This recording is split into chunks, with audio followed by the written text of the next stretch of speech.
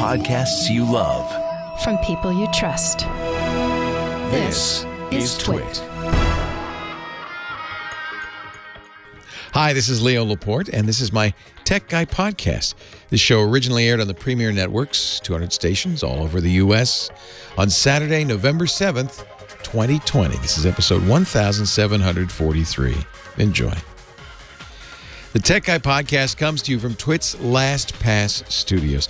Now, you're focused on security, but are your employees? LastPass can ensure they are by making access and authentication seamless, whether employees are working in the office or remotely. Visit lastpass.com/twit to learn more.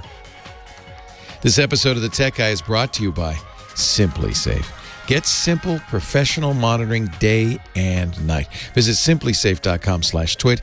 You'll get a free security camera and a 60-day risk-free trial with any new system order. And by Eset. Eset protects businesses worldwide with internet security products and services backed by world-class research and tech support. Get an interactive demo right now at try.eset.com/twit. You can even start your free trial today. Why, hey, how are you today? Leo Laporte here, the Tech Guy. Yes, it's time to talk computers, the internet, home theater, digital photography, smartphones, smartwatches, no politics, all that jazz. 8888 Ask Leo, 888-827-5536, toll free from anywhere in the U.S. or Canada. I guess I could take my scarf off. It's freezing in it. Well, we Californians, we have thin blood. It's 61 degrees. Professor Laura, Kim Schaffer, and I, we're all freezing. Whereas I know in the rest of the country it can actually be really cold. 8888 Ask Leo, that's the number. Meanwhile, summer is coming to the Southern Hemisphere. If you're there, you can still call anywhere in the world. It's toll-free in the U.S. and Canada, but if you're in Australia, for instance, you can call. You just have to use Skype out. And anything to let you call a landline from a computer, and it should be free to do that. 888-827-5536. Toll free from anywhere in the world, I guess, really, honestly. The website is techguylabs.com. I mention that now so that when you are listening, if you hear something and you go, oh, I got to remember that. You don't have to write it down. James DeRuvo, who's probably also freezing. I haven't asked him yet. Yeah, he's also in California, is writing it all down for us. He's our professional scribe, and he's got it all under control and putting it up at techguylabs.com. You know, the nice thing, there's no price. It's no fee. There's no sign up. There's no nothing. It's just like, remember the old days in the web? You just wander into a website. You wouldn't get a cookie pop up. You wouldn't get a paywall announcement begging you to turn off your ad blocker or anything. You just go in, there it is, there's the data, just search around, hello, welcome. I was thinking about that the other day because we just have this expectation that the web should be free, right? But it's not free. It really does cost money. I mean, we spend on the Tech Guy Lab site thousands of dollars a month to keep that site running, and you can imagine, we saw the Google results last week, and despite the fact that YouTube made a lot of money in advertising, it's still a big loser because it's so expensive to run it. Think of it. All the bandwidth, all the computers that YouTube needs to run for that free service. This radio show's free. There's a lot of stuff on the internet. All the podcasts are free. They're ad-supported. And I understand, I mean, people have come to the opinion that I don't want to see ads, and some of it's for legitimate reasons. I don't want to see ads because they're spying on me. Okay. I don't want to see ads because they're big and they take a long time to download, so they're costing me money, right, and my bandwidth to get to see those ads. I understand that. I don't want to see ads because there can be security problems. Most of the ad networks are automated, which means a human doesn't check the ad before it gets up there, and so it can have malware in it sometimes. That's happened. That hasn't happened lately, so maybe the systems are getting better at protecting us. Still, I understand why people would be, leery, but let's not forget we get a lot of stuff for free. That's pretty darn good stuff that actually has some real value. I was thinking that because I was thinking that there are things that I knowingly give up privacy for the benefit of using it. A lot of things. Google, any Google service, right? I think Google's fairly judicious in how they use the information. They used to, they say, scan Gmail for keywords to show you ads. They stopped doing that some years ago. So I think they understand that what they're doing, they make a lot of money. They make a lot of money on those ads, but they also understand that they only can go so far before people start saying, you know what, I'm going to run an ad blocker and you're never going to get any information from me at all. YouTube's getting to that point. If you don't pay for YouTube, as I do, I probably shouldn't, just so I can experience it. I've been told, though, I guess I could use an incognito tab to see, that the ads on YouTube are going up and up and up. That if you don't have a paid YouTube Premium account, which eliminates advertisements, it's actually a good reason to buy it. You're going to see a lot of ads on YouTube. And I hadn't realized that. So that's, sometimes every 2 minutes you're seeing pop-up ads on there. Not to mention the subtle ads that the creators on YouTube are sticking in there too. They're supposed to reveal it, The Federal Trade Commission says if you're holding up a Coke can and taking a long drink of it, and Coke gave you even if they just gave you the soda pop, let alone paid you, if they just even gave you that Coke can and you're drinking it, you have to reveal it. My sponsor, Coca-Cola, you have to have it, in the comment section. You have to have it everywhere. This is my sponsor that paid me. They gave me free soda pop. That's fair, I think, but I don't think a lot of YouTube creators either know it or do it. I think, Facebook's another good example where people just up in arms over Facebook ads. But, Facebook is a very expensive service to run. If you look at their quarterly results came out last week, too. And yes, they made a lot of money. They're not going broke by any means. Nevertheless, and their income's up a lot, 29% this year over last year. But nevertheless, it costs them money to run that place. Let's see. Their revenue was this past 3 months was $21.4 billion, but their profit was $7.8 billion. So that means it cost them roughly $13 billion over the last 3 months just to run the place. It's expensive. And that revenue all comes from advertising. They don't charge us. So I understand why people block ads and don't want to see ads and hate ads. But we also have to keep in mind there's things we get. So what I did was I quit Facebook because I didn't like Facebook. Not so much the ads, but I just didn't like what was going on in Facebook. And so I just quit it. Never missed it. I know some of you can't because that's how you stay in touch with family, friends, grandkids, that kind of thing. But if you're using Facebook for free and it's giving you value, then it seems reasonable to give them some value in return, which is your personal information, which they use for advertising. That's how it works on the internet. That's how almost all the internet works.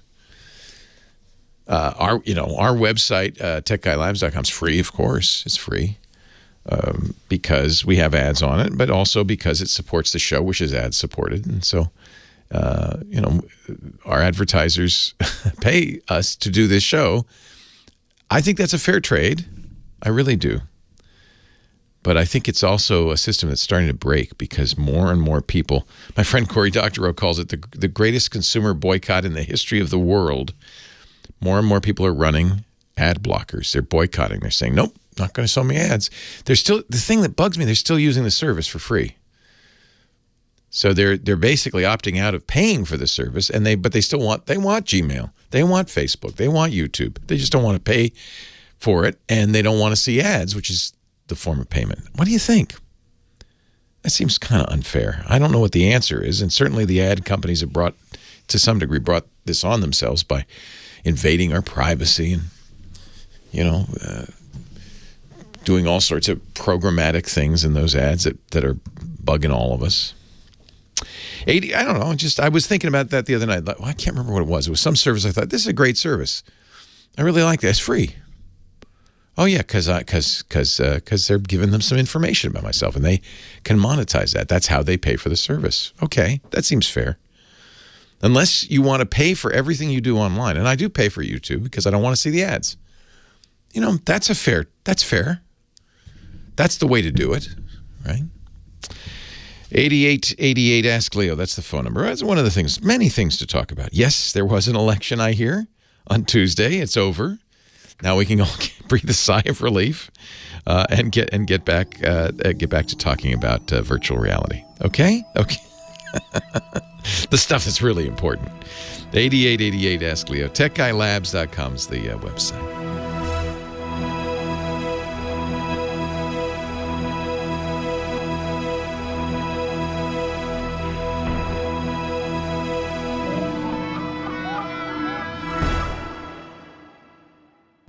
Our chat room is good. They know they know what's important.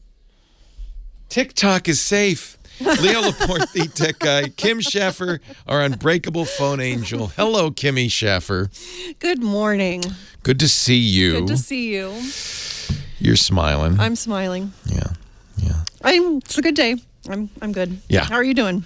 Well, now that I know TikTok is safe. I know that was the most important issue, wasn't it? Such an important issue. And our long national nightmare is over. TikTok.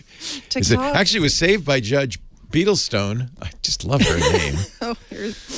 Last week, Judge Beetlestone saved her. It would have been November 12th, so it would have been 5 days. But no, that's not going to happen. So, and I wonder, what happens now? There's still 74 days of a Trump presidency, so he could still go after all, TikTok. I'm not sure he'll stop. I think he's going to have bigger fish to fry. Mm-hmm. I wonder if this means, a lot of the attempt to regulate big tech will at least be on the back burner until we have a new Congress, right? Probably. Yeah. Probably. So we can all relax, enjoy the holidays. The coronavirus going on. I forgot about that. Oh, golly. Yeah. Stay home, stay safe, everybody. Yeah. We can't afford to lose any listeners. Who should I talk to here? How about Ed in Ontario? Having a little back. We got a couple hard drive questions today. Have you noticed that over the last month or so, there have been kind of trends during the show that there's certain topics that just come up again and again? Yep. Do you think this could be hard drive day? It's hard drive day. Hard drive day. Isn't that weird? Yeah. I don't understand why that would be. Thank you, Kim. Thank you. Hello, California. Hello, Ed in Ontario, California. Leo Laporte, the tech guy. Thanks, Leo, for being a partner while I'm doing my chores on Saturdays and give me a lot of great information. I appreciate it. I think about that all the time. That here I am. You got the honeydews, and I got the microphone. I think it's a fair trade. My wife can't give me things to do on Saturday and Sunday. She says, "Oh, I wish I could, honey, but I've got to go to work." Whew. So what can I do for you? I got a question. Can I do on the same hard drive like a super duper a long-term backup? I guess the question? Take a picture of my hard drive and then do a Yes, I understand what you're saying. On the same hard drive? So it does depend on the program you're using. But in general, there are two different kinds of backup. I love them both for different purposes and different reasons. One is what called an image backup. Sometimes they call it a ghost because the first program to do this was Norton's Ghost many moons ago. But the image backup is a single file that's everything on the drive. And that's useful for quick restoration. If your drive dies, you put a new drive in, you can restore it quickly. But that doesn't occupy, as long as it doesn't occupy the whole backup drive, you can still do backups to it. You mentioned Super Duper, so you're on a Mac? Yes. Some programs, Super Duper is one of them, do take over the whole drive. In fact, when you launch Super Duper and say, make an image of my drive, it's going to say, good, we're going to erase the backup now. So that would not be a program that you could do that with.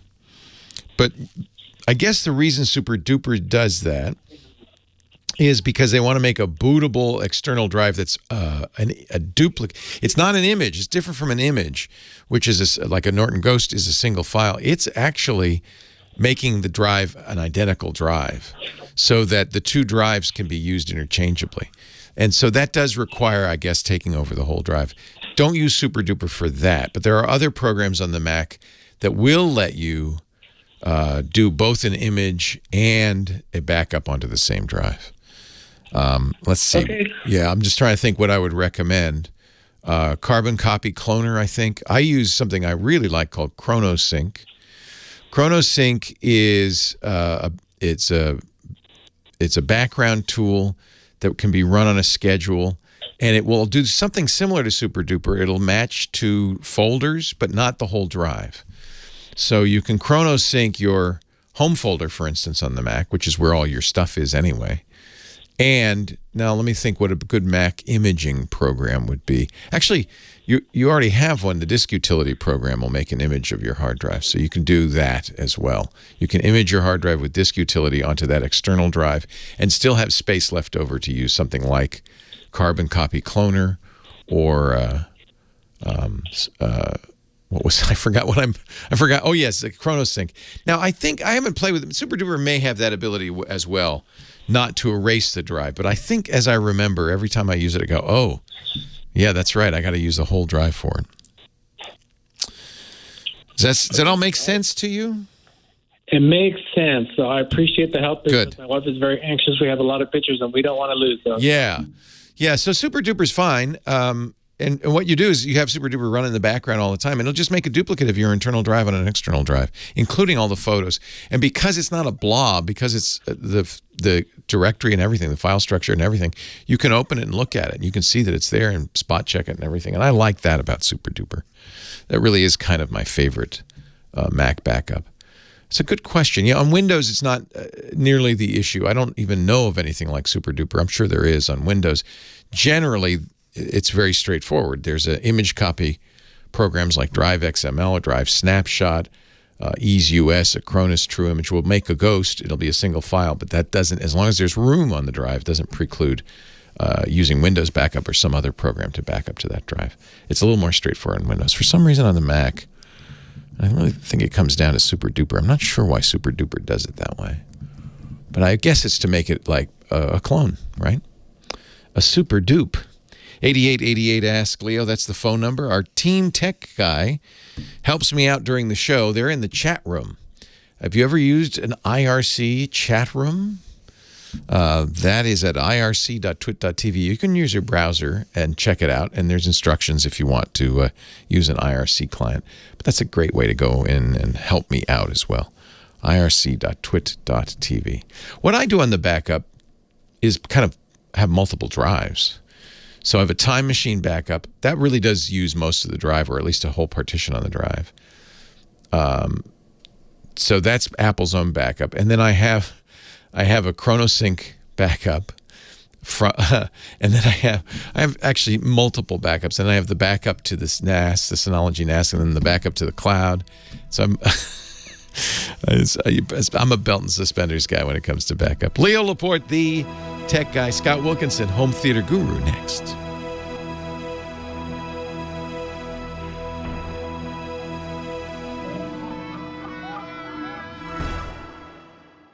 Our show today brought to you by this little baby. This is my Simply Safe base unit.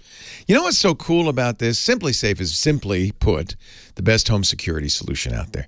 And one of the things I like about this base station is it will help you set up your Simply Safe. See, the thing I like about Simply Safe is you get to choose what sensors you want. They have a full array of sensors, from glass break, doors opening, motion sensors, cameras, even things like water leak detectors. So you go to simplysafe.com/twit. You pick the sensors you want.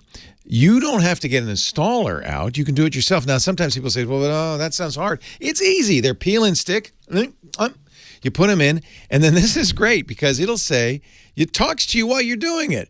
Sensor installed. It talks to you. It walks you through the whole thing. And then you have the best protection. 30 minutes to set up, and you can feel safe. Every 26 seconds there's a break-in this country. But with Simply Safe Home Security, you can protect your whole home around the clock with 24-hour monitoring that costs you less than the other guys, a lot less in most cases, just pennies a day. You get all the great Simply Safe stuff, including the base station that no bad guy can destroy. You can hit it with a baseball bat, and they still will phone the police. No wiring, no tools, no salesperson, no technician in your house. And the monitoring is superb. In fact, it's better than anybody else because if you've got a Simply Safe camera and motion sensors, the monitoring people can say, yeah, there's a break-in, and they will tell the police, no, we've verified it. They will respond, which they won't always do with other alarm companies because they don't know. They think, it's another false alarm. Not with Simply Safe. No contract, no hidden fees, zero installation costs. It's why U.S. News and World Report named Simply Safe the best overall home security of 2020. Look, I know we're at home a lot more now. And at first you might say, I don't have to worry about robberies or break-ins. Then you might think, except if we're home when it happens, oh boy, that's why you need Simply Safe. You really want to protect yourself. And right now, if you go to you got to take advantage of this. If you go to simplysafe.com/twit, you'll get a free security camera. Free. In addition to whatever sensors in the base station and all that, plus a 60-day, 2-month risk-free trial with any new system order. So there's no risk at all. Nothing to lose and a lot to gain, a free security camera. Simply Safe is, simply put, the best. Simplysafe.com/twit. Simplysafe.com/twit. Check it out. It's home security done right. Better than right. It's the best. Simplysafe.com/twit. Thank you, Simply Safe, for supporting the Tech Guy Show.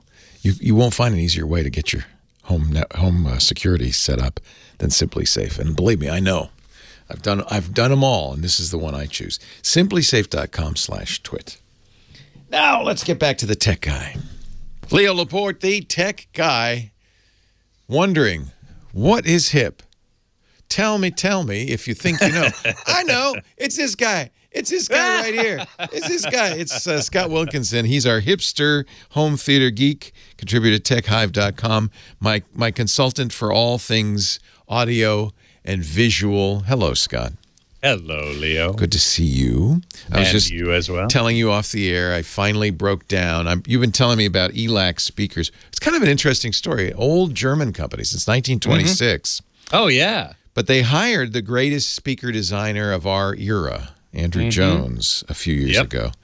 And you've been saying, considering these are fairly affordable audiophiles, and you're right. I mean, the bookshelf speakers were on sale on Amazon for like $250 for the pair.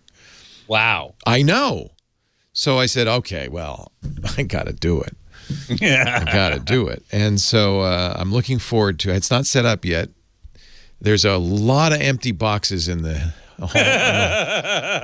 Those are big boxes. Now you're going with a surround system in the great room, right? In the living room where we watch TV, we have that big 100-foot projector.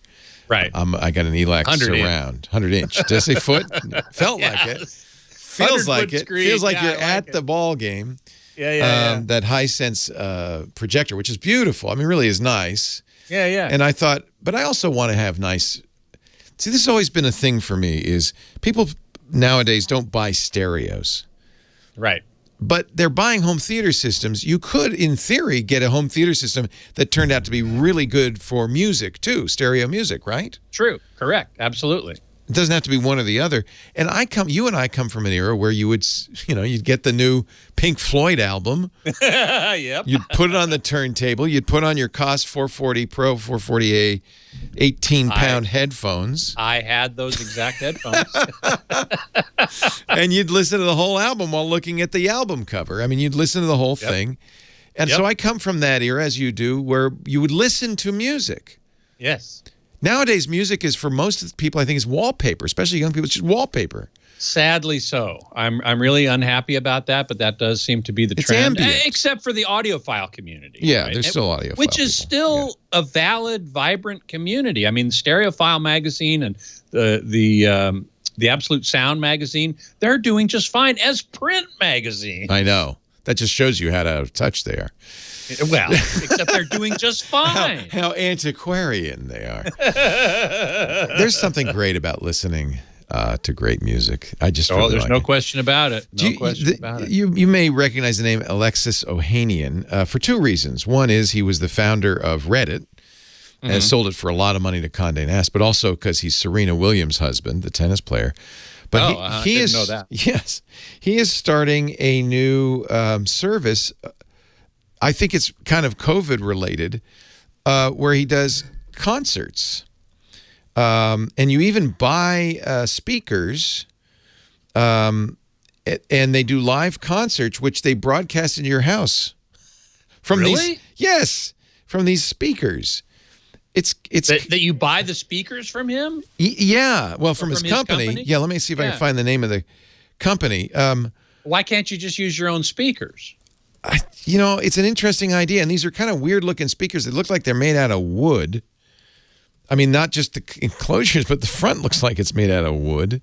It's the strangest thing. I can't. JVC actually experimented with wooden drivers once. I suspect it's related to that. And the idea is they're trying to make something that has a really good live sound. Yeah, JVC's theory was, well, if the vibrating surface, that is the actual driver, is made out of wood, it'll sound great because violins are made out of wood. Yeah, and guitars are made out of wood. So that may be guitars are made out of wood. Yeah, that may be the theory. I don't know. It didn't work very well, at least in the case of JVC. I heard it, and it was like, really? You probably don't want wooden speakers. I'm just thinking.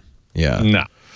Well, anyway, it's an interesting idea. I just think I'm going to have to look into that. Send me a link if you would. Yeah, I gotta try and find it. What did you want to talk about? While you're talking, I'll see if I can find the. Okay. Well, I want to talk about, speaking of headphones, we were talking about headphones a moment ago. Yeah. I just published a review on Tech Hive of a very interesting pair of headphones from a company called Puro Sound Labs, Puro. And these headphones are called Puro Pro. They're wireless, Bluetooth, over-the-ear headphones, very lightweight. We were talking about those COS headphones that are so heavy. These things are 10 ounces, so they're almost weightless, and they're super comfortable, super comfortable. Yeah, the costs were really they were too big and heavy, but that was a different time. But that was a different era. Right. Now we have these. And the interesting feature about these headphones that I wanted to make sure to talk about a little bit is that Puro Sound Labs was founded by a guy who is concerned about noise-induced hearing loss, right? If you listen to a lot of really loud sound, you're going to end up with hearing loss. I know, or tinnitus, which is what I have, constant ringing in my ears from sitting in front of the speakers when I was young. And it's permanent, and it is not curable. So you want to avoid that if you can. So what these Puro... There is a German company now. I don't know if they'll ever sell this in the United States. You put a thing on your tongue, and you put some... I'm not kidding. And you put some headphones on. They claim they can cure tinnitus, the ringing, permanent ringing in your ears. Wow. Yeah, because they're stimulating the vagus nerve from your tongue, and then they're playing weird tones. I'll have to look into that. I'll send you that too. Please do. The cool thing about these headphones, though, is that they limit their output to 85 dB SPL. Actually, you can choose 85 or 95, which is interesting because the OSHA, the Occupational Safety and Health Administration, says their rule is that workers can be exposed to an average of 85 dB over an 8-hour day. I think that's too high, but that's the what they've come to. 95 dB, they say you can safely be exposed to for 50 minutes, under an hour. Now, see, Apple does this. In fact, their watch will even warn you. Really? Yeah, there's a little sound microphone on the watch, and it says, "Oh, it's too loud. Don't listen to this for sustained amount of time." And Apple, that's good. Apple and Android both will let you say, no. They'll even warn you if you turn it up too loud, which is good.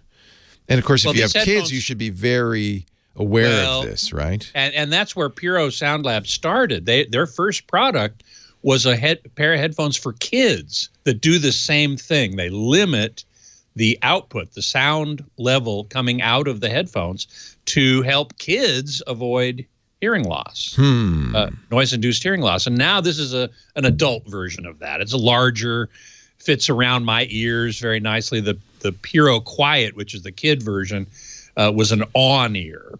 Yeah. Might be over the Etymotix ear did this kids. too. They have a kid headphone that's limited in the. That's limited, yeah. So I have to say these are super comfortable. The noise cancellation is excellent. Nice. Really, really excellent. The sound quality is, I'd call it good or very good. It to me, it had a very slightly veiled quality. So it wasn't open. It wasn't crystal clear, but it wasn't bad. For sound quality, I still prefer the company called Clear, Cleer. Their noise canceling wireless headphones called the Flow 2 are my reference now for that type of headphone. But the Puro Pro isn't bad, and it's more comfortable than the Clears for sure, by far. And the noise cancellation is at least as good, if not better. So there's a lot to recommend it. And for $150, it's not that bad. We'll check it out. By the way, that name of the company is Oda, ODA.co, live performances in your home. ODA.co. And you get special speakers, the Oda speakers. I don't know if you can do it without the speakers, and you have to. I got to look into this. It's an interesting idea, isn't it? Yeah. It's for people who can't go out for a while. Yeah, which is most of us. Scott Wilkinson, contributor to Tech Hive, our regular home theater geek.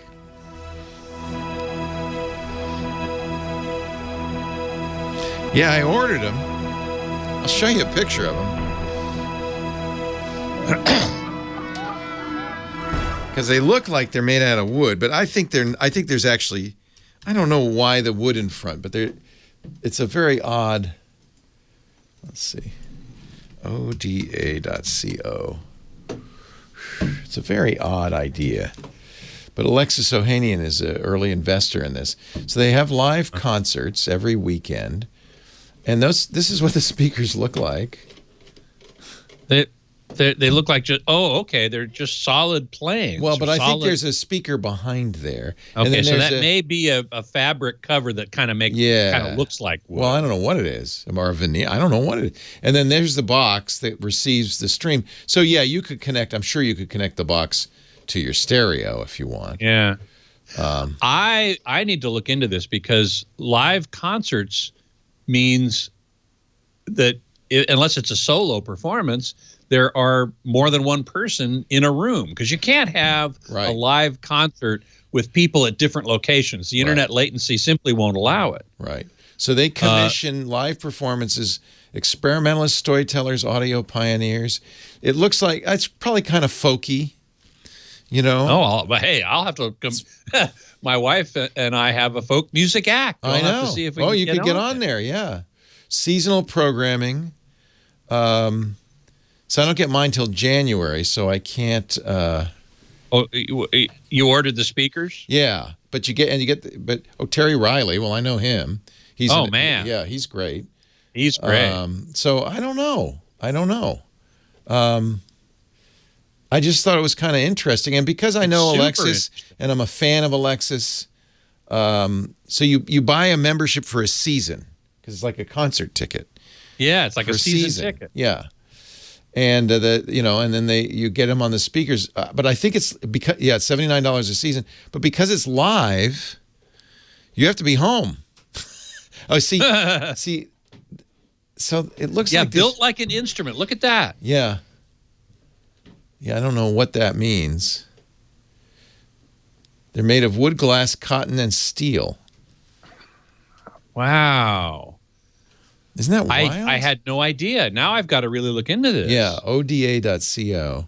Yeah. I'll get mine in January. Oh, look how they're kind of big. They're big. Yeah. Yeah. But they look like they're kind of a plane. You know, they're trying to.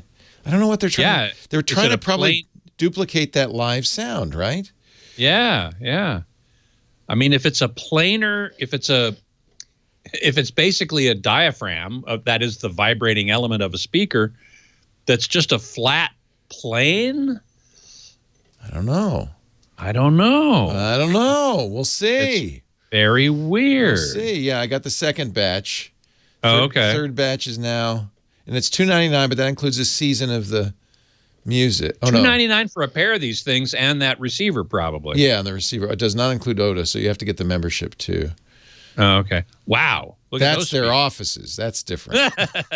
That's not what you're getting.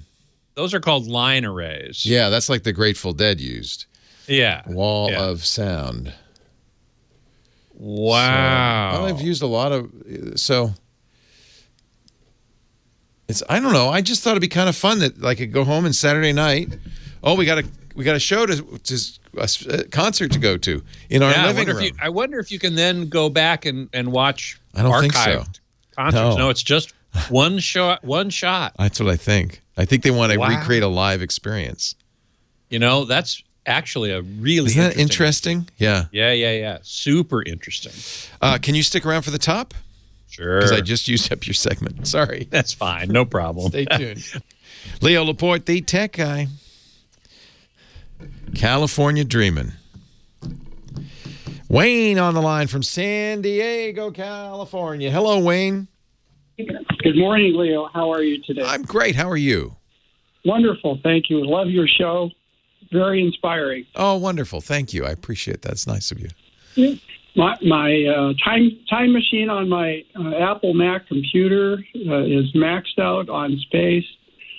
I cannot come up with an easy solution to reduce or clear space on my device. Any suggestions? Well, there are ways to reduce the amount of space Time Machine takes up, but kind of the idea is, the reason, what Time Machine is Apple's backup program, and the reason it's doing it the way it's doing it, partly it's because they figure, well, nobody wants to be mess around with Time Machine, mess around with their backups. So you just turn it on, you plug in an external drive.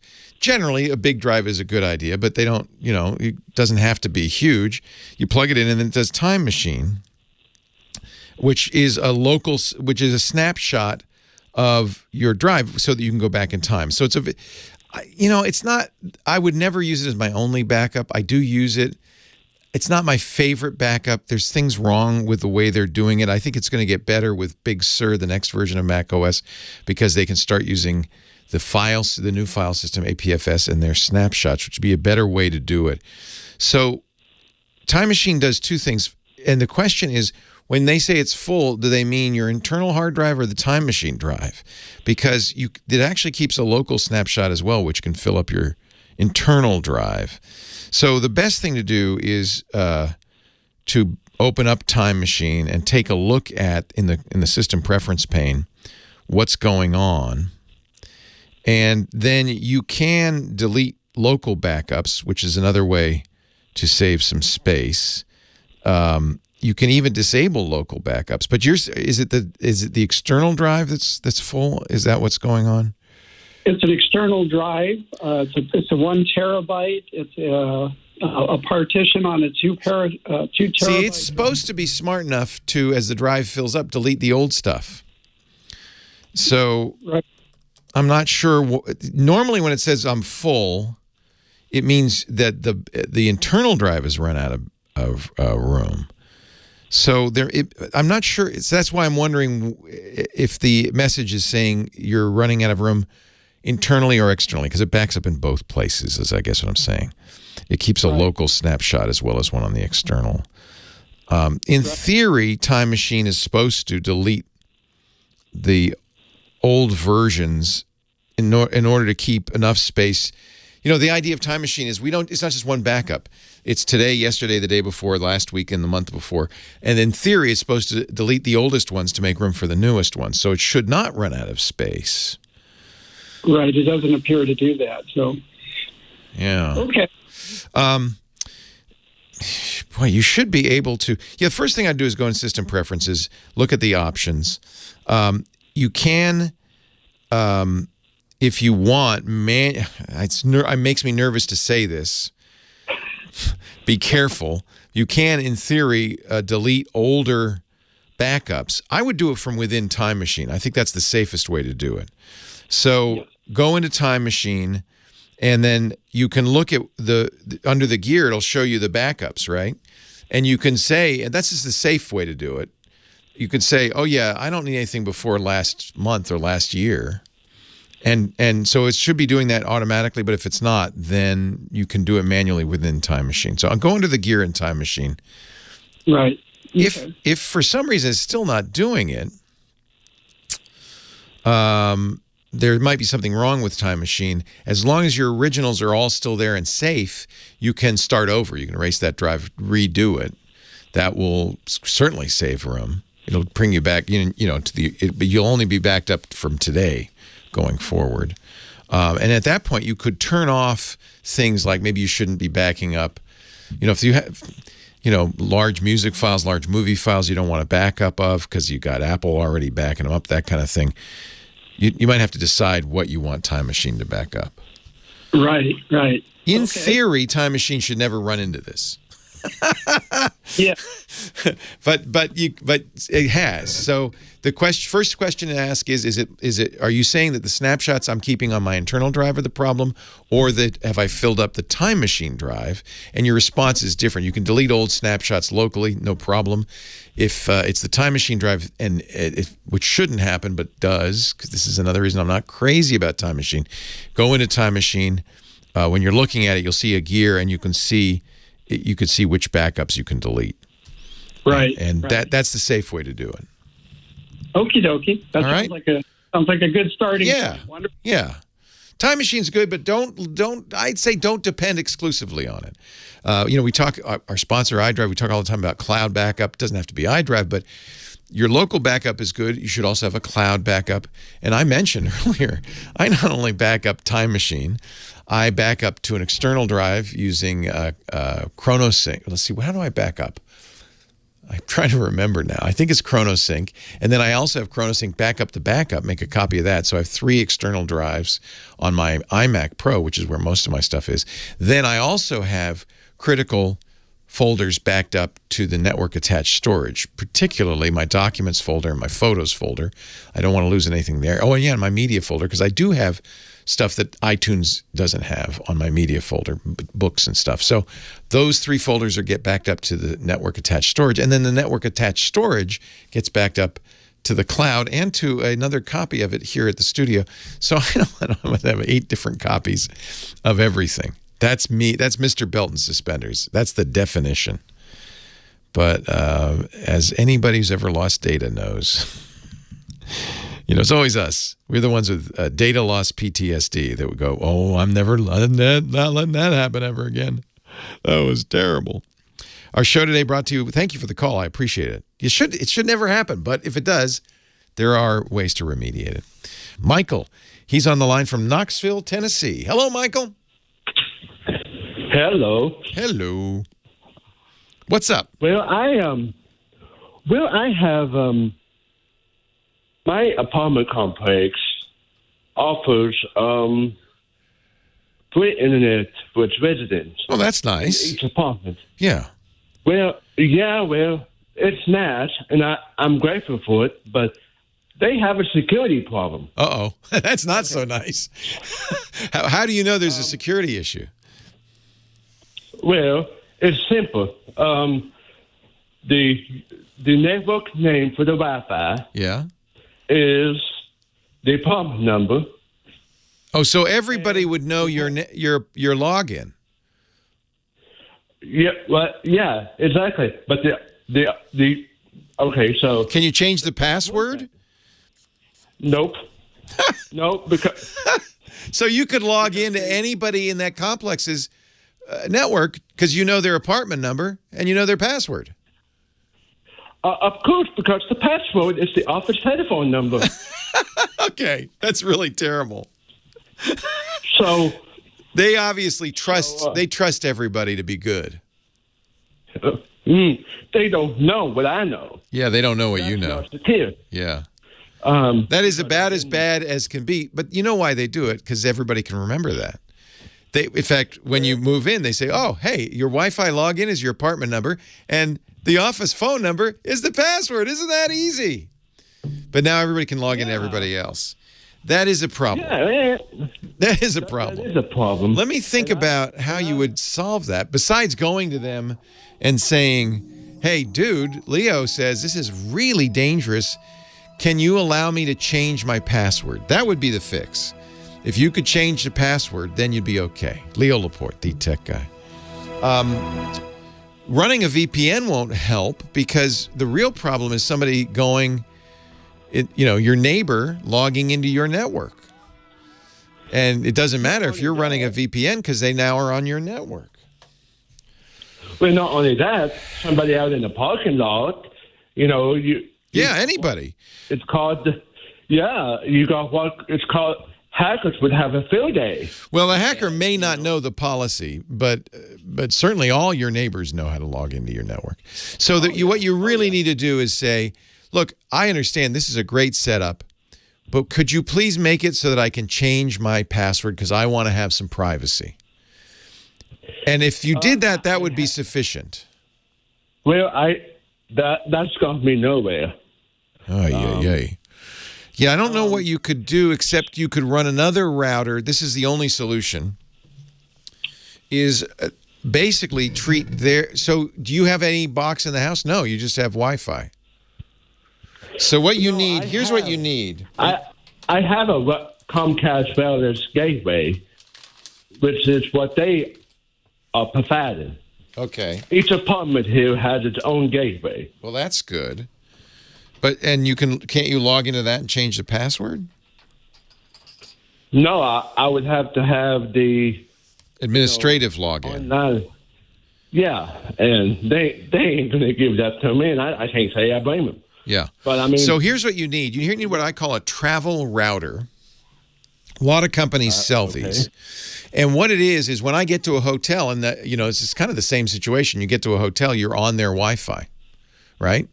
And the passwords, the login's always trivial. It's usually your name and the room number. So what you do is you can get these travel routers. A lot of companies make them. D-Link makes them. I'll give you an address for something I really like in a second. And you use that router to log in to your access and then provide you with access to the travel router. So the travel router... Basically, you log into it, it's logged into your network, and nobody can get past the travel router, so you're private once again. Does that make sense?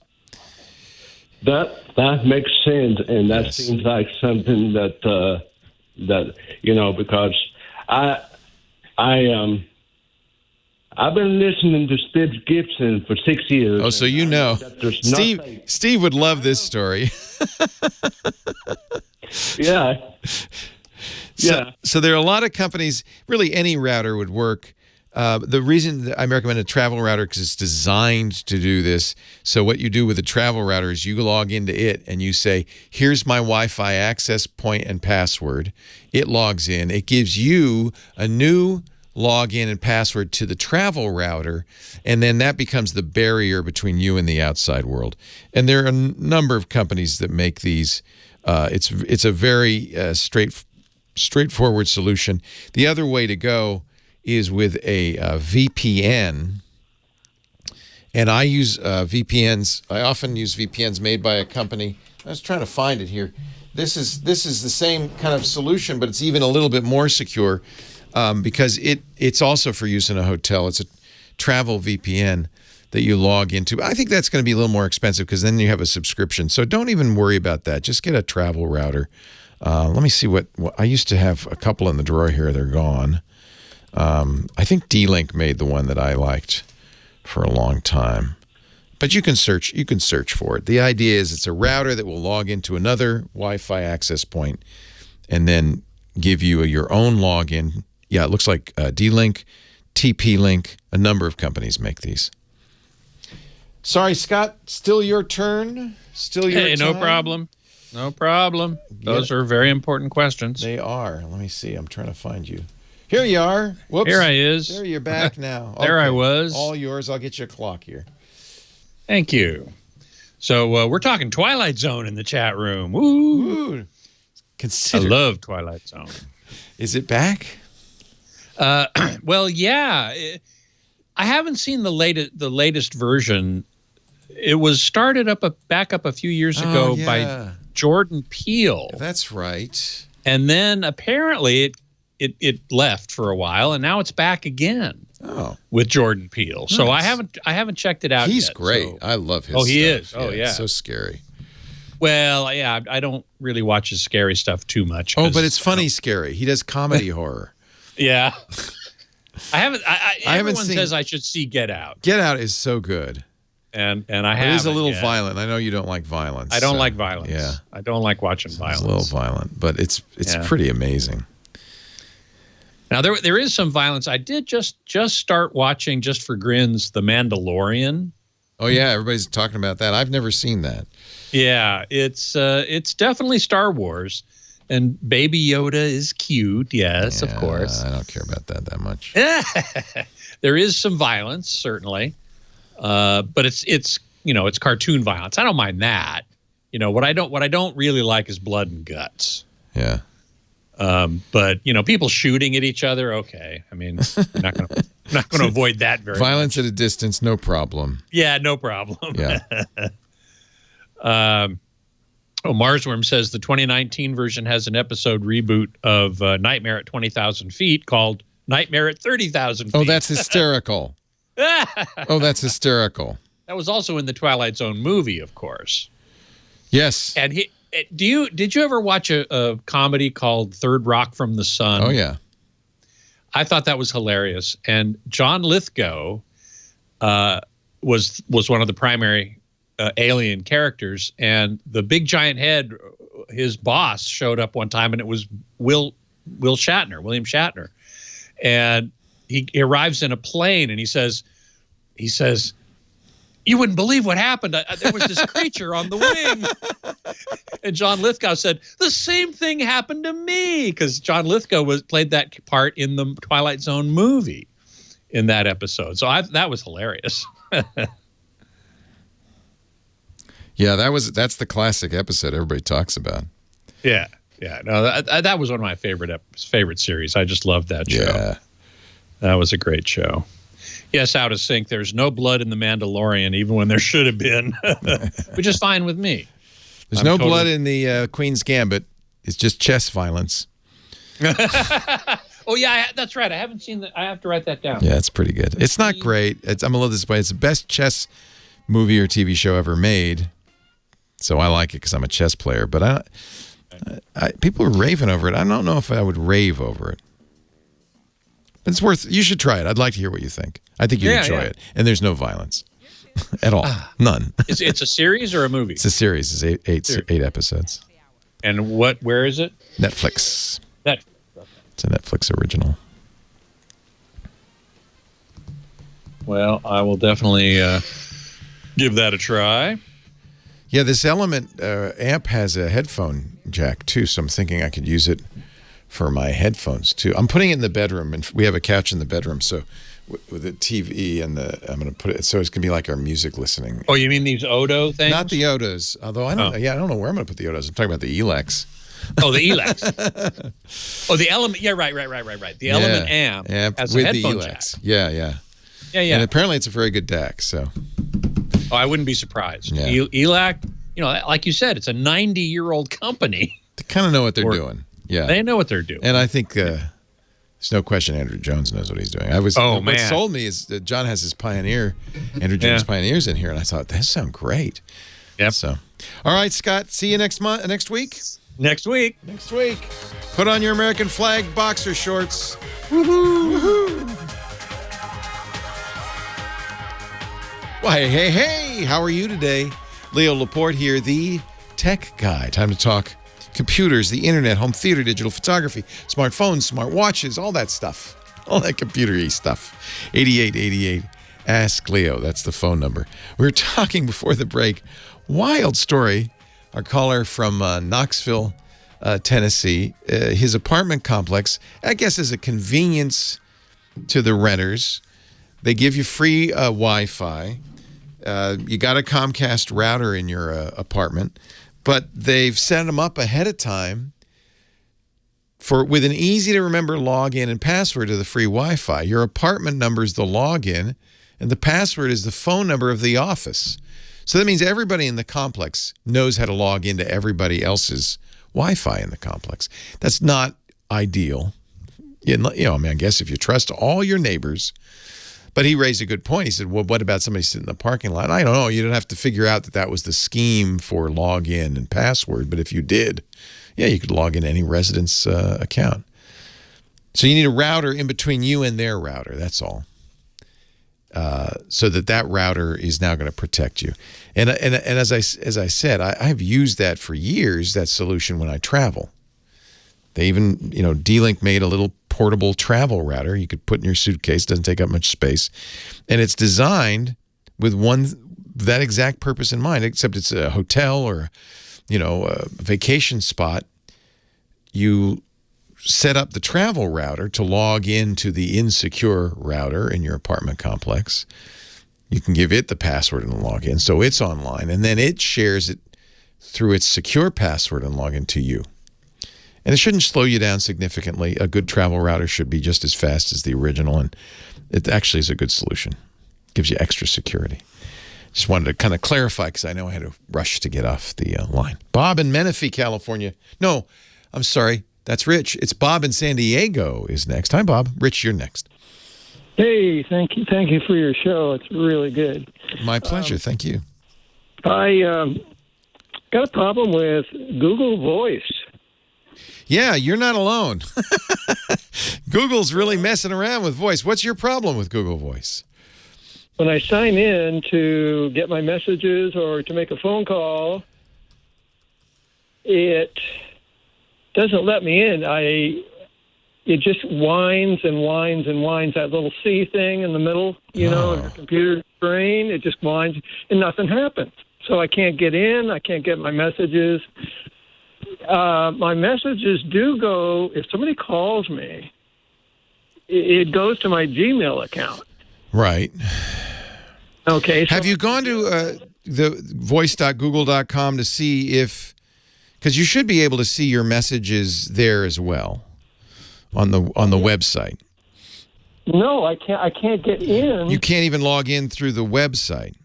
Right. When I sign in, it comes up, kind of like a page, but nothing loads. In other words, that little C in the middle of your screen whines and whines and whines till doomsday. What browser are you using? Chrome. Chrome. Yeah, one would think the Chrome browser would work best with Google Voice. I would try. Do you have another browser lying around? Are you on Windows? That's the problem. I have an older Mac. And forget Safari, it doesn't even work. Yeah, so having another browser would be the way to test it. It's very easy for a browser to get confused and have a corrupt cache or whatever. That's what it sounds like. Perhaps, I'm going to have to solve this. I'd have to ask you about 20 questions about, are you using a VPN? Are you using a proxy? How is this the same at other Wi-Fi access points besides yours? Have you tried that anywhere else? No. Yeah, so there are a couple of things to do to diagnose it. It's the same. It's diagnostics. Troubleshooting is always the same thing. Eliminate variables until you narrow it down to what must be the cause. And I always do the easiest ones first. So the easiest one would be try another browser to see if the browser's the cause, right? So you could download Firefox on your old Mac. It should run. No, I can't do it because I have 10.6.8. And Firefox won't download on 10.6.8? Nope. Well, I have to think that might be related to the problem in general. It might be that you have an outdated machine and that for some reason it's Google Voice is saying, yeah, we aren't going to work on this old machine. So Chrome is up to date? Well, it works. It's probably not up to date either. Yeah. So there's a couple of things you can try. You might want to, Dr. Mom has another troubleshooting thing to try. Use the incognito mode, the private browsing mode. Log in that way. That means you won't have an account, and you will then have to log into your Google account. But that would be one way to try that. I think it might merely be, in fact, I'm pretty sure at this point, it's the age of your system and the age of your browser. This is, you buy a new computer, and it works fine. If you don't change the software, if you don't change anything, it's going to continue to work fine. The problem is the world continues to move into the future, and this is what's happened. If you were running all the software from that era, and everything worked fine, you'd be fine. But you're going out on the internet. And now when you're using Google Voice, you're in effect using an internet application. And it's saying, I don't know.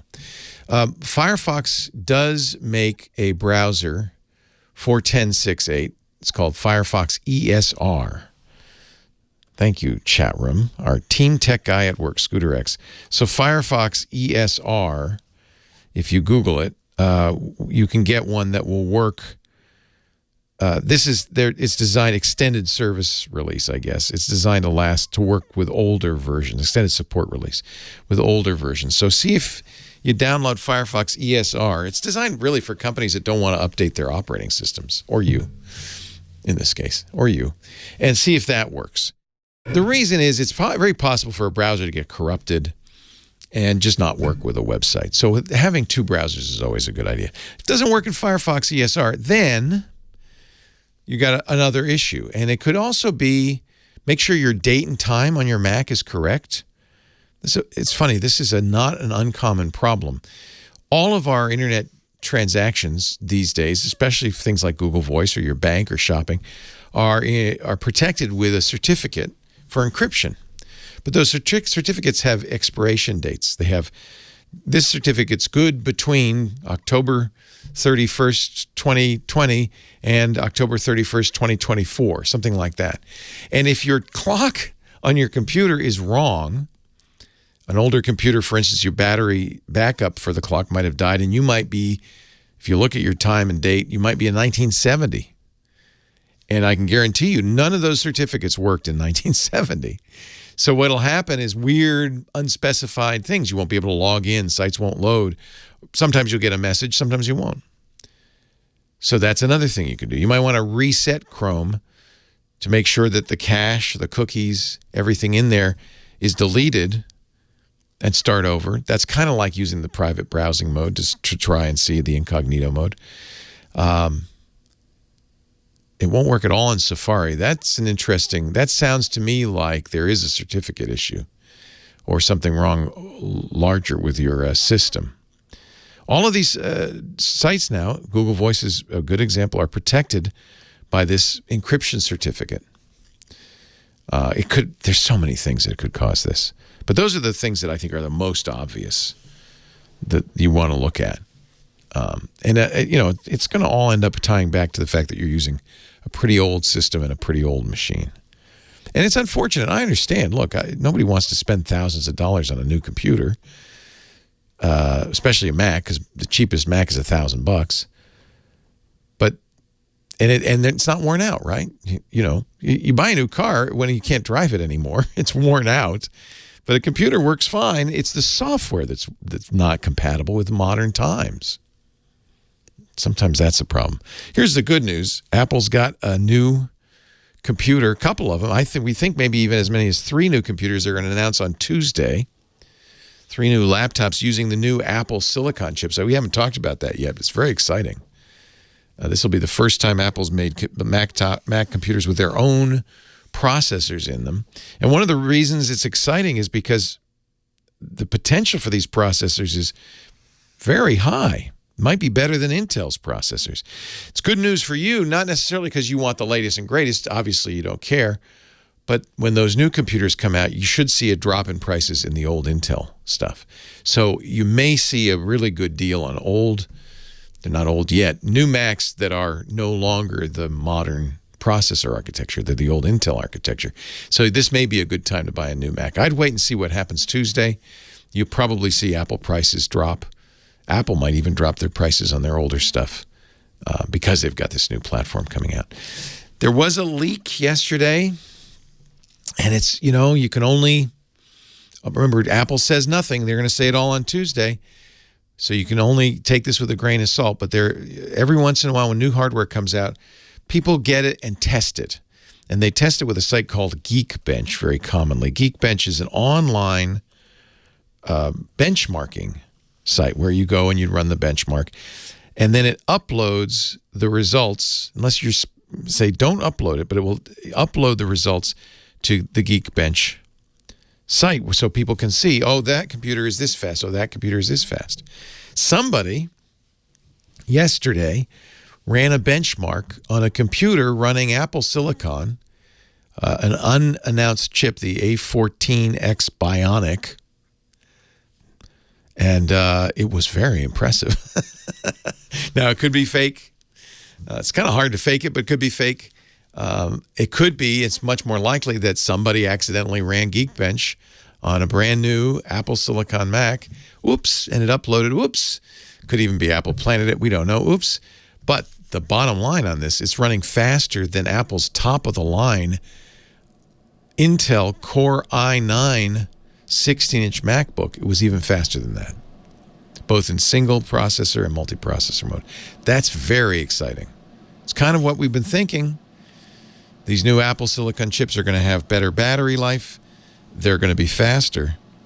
We'll find out on Tuesday. And I'm sure Apple will say, 30% faster and all-day battery life. They'll say some soft numbers, but it's interesting. If these numbers hold true, that's pretty good. That's pretty exciting. And it's good news for you, even if you don't want an Apple Silicon Mac, because prices should go down on the Intel ones too.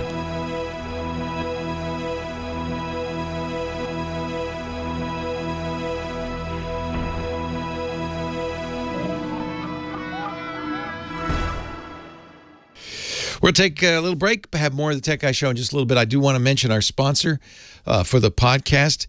It's funny because these guys I have known probably, I don't know, not since the very beginning. They've been around 30 years.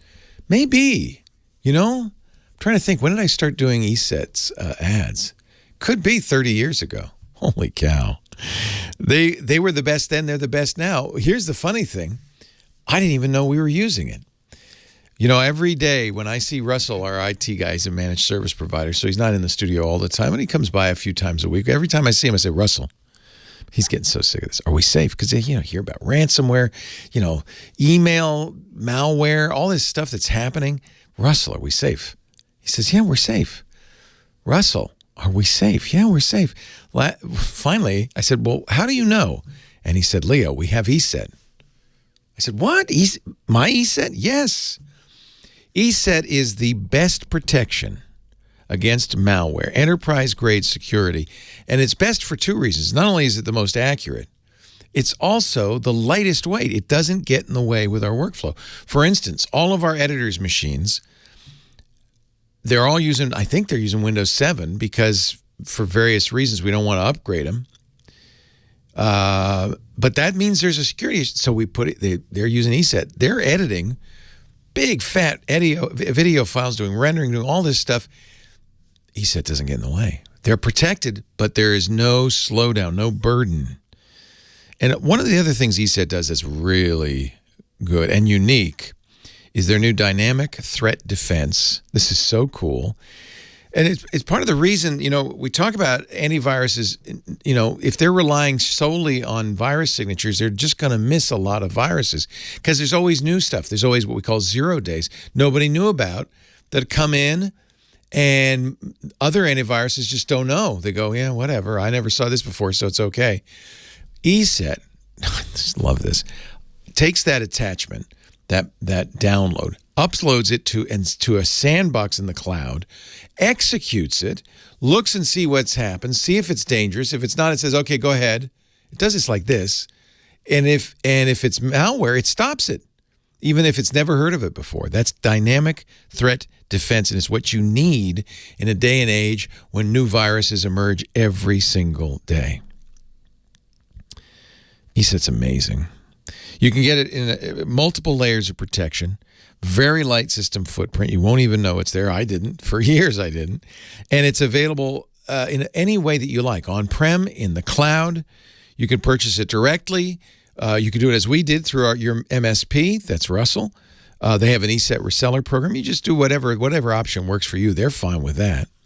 Their security. Russell loves the Security Management Center. He was at great pains to tell me about this. He said, this is awesome because he doesn't have to be on site to get a real-time overview of what's going on, not just here, but also all of our work from home employees, which is almost all of them, all of those endpoints off premises, full reporting, automated security management for every operating system, and he can access it anywhere, even from his phone, wherever he is. That's the Security Management Center. That's really, really important. That's why a lot of MSPs offer Eset. It's simple, it's easy, and it works. Not just us, trusted by thousands of state and local governments, top universities, enterprises worldwide. If you are in an industry that has compliance requirements, like if you do credit cards, PCI, or Globa, if you handle customer financial transactions, GLBA, HIPAA, for processing healthcare data, Eset is compliant. It will work with your compliance requirements. If you've got a remote workforce like we do, check out Eset's Remote Workforce Bundle for advanced ransomware and business data protection. They have many other bundles, but that's really one that's good right now because I know about you, but almost all of our employees are off-site working from home. Eset gets top reviews from independent testing labs for minimal system impact and extremely accurate detection. That's just what you want in an antivirus. Eset understands the security needs and concerns of small to medium-sized businesses, SMBs like mine. That's why we trust Eset. Well, Russell, but he told me. Trust Eset to future-proof your business. Get an interactive demo right now for your business or your customers at try.eset.com/twit. There's a free trial there. You can try it as well. Try.eset.com/twit to get a free trial of Eset's award-winning endpoint protection. I've been talking about Eset for years. And apparently, I didn't even know it, using it for years too. Try.eset.com/twit. Thank you, Eset. Now back to the show. Leo Laporte, the rockin' tech guy. 8888. Ask Leo the rockin' phone number. Line 1, Chris, Ithaca, New York. Hello, Chris. Hi there. Hey. I have had a problem helping a friend get her Canon printer to work with her Chromebook. And I am no Chromebook expert, but I seem to be hitting walls all over the place. One thing is when getting it to set up, it doesn't offer that particular model as an option. Yeah. And so I was looking around. I said, well, I need to maybe use the generic printer options, and none of those work. Nor does the USB connection. And she was pretty certain that this was a printer that would work with her Chromebook.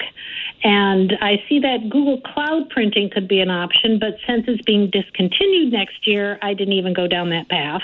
Yes, you were smart because that's unfortunate. And in fact, I'm mad at Google for doing that because that really would have solved it. You just cloud print. As long as you can cloud print, you can print to any printer that supports it, and most printers did. But now it's more like the old days of getting a appropriate driver. You know, like for your Windows or your Mac, you need a driver for that printer, right? And it's it's not guaranteed that it'll be compatible, I guess, is the. Yeah, I mean, I tried going for which driver online. Which Canon printer is it? It's a Pixma IX6820. All right, and let me just see what drivers they have for it. Yeah, you don't use the company drivers. You'll use a generic driver. Yeah. I think she may be out of luck, unless it said on the box works with Chromebook. Yeah. Let me see. I'm on. Okay, so I'm on the Canon site. After December 31st, 2020, that's about a month and a half. Google Cloud Print will no longer be supported, but you should be able to use the native printing functionality within Chrome OS. Have you looked at this page? It's on Canon's site. Okay. So how to set your printer to work directly with Chrome OS here. Yeah, Cloud Print was such a good solution. This is so Google. This is very Googly. Yeah. So you connect to the internet. Connect your Chromebook to the same network as your printer.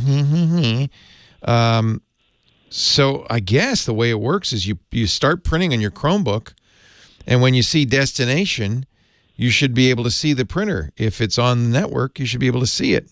Yeah. And you can't. Yeah. Is that what you're saying? Anything I've done, it wasn't there.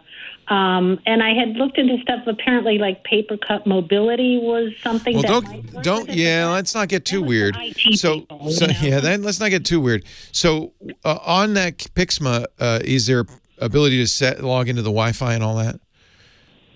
Not on the printer itself. So the printer is not a Wi-Fi printer? Well, it is. You can't hook into the Wi-Fi. You have to do it through the computer. Through the computer, yeah. Oh, so there's no. Okay, so that's the problem. Okay. So there's no on that Pixma. There's no LCD display that lets you go into settings and say Wi-Fi settings, log in. None of that. Yes, correct. Yeah. So that means that you have to have software provided by Canon to log into that printer, set it up. What you could do is get another computer, like a Windows or a Mac computer that had that proper driver, set the Pixma up. You need to get it on the network. Well, I was able to get it to the network. I mean, and when I go into Chromebook, you can see that it's there. It just won't. I mean, it's there. So you are able to see it in the Chromebook when you go to destinations. That's one of the possible print destinations. Well, no, it doesn't go to the print destination. What it does is I can see it on, when you go into the Chromebook settings. You can see the printer there. Okay. You can also see it when it's a USB connection. But then you have to actually set it up. And that's when the setup won't take it any further. And I think it's... Yeah, this is frustrating. And it probably is Canon, because it did work with Cloud Print. I see it's a Cloud Print printer. So Canon said, oh, good, we don't have to worry about this anymore. And never then took the next step to make it appropriate driver for Chromebooks. So it may well be that it will not work. Now, it sounds like you found some third-party Chrome extensions that might help. I'm not familiar with that. I got to take a break, but keep listening. I will put it out to our vast audience. Let's get this Canon Pixma working with a Chromebook. How do you do it? Leo Laporte, the tech guy. Yeah, it's so you're able to see it. That's telling. That's a good thing. Are you still there? Oh no, she's gone. Oh well. Sometimes people don't know that even though I take a break, I can continue to talk to them.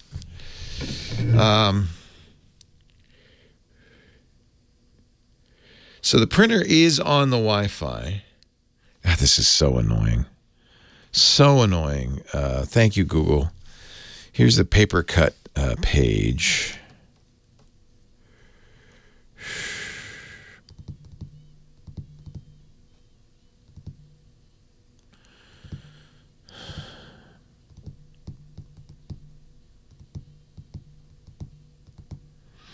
So Chromebook's going to see, now this is the thing, Chromebooks is supporting cups, which is the kind of the open source universal printing system.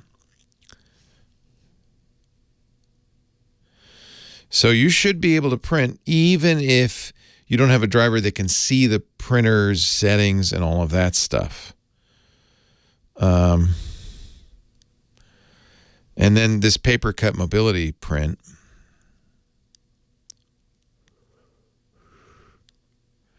I feel like this Pixma should be cups supported. Let me try this here.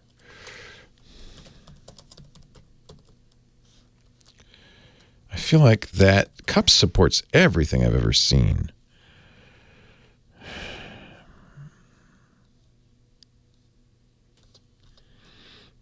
Oh, I'm on Bing. No wonder I can't find anything. Hold on.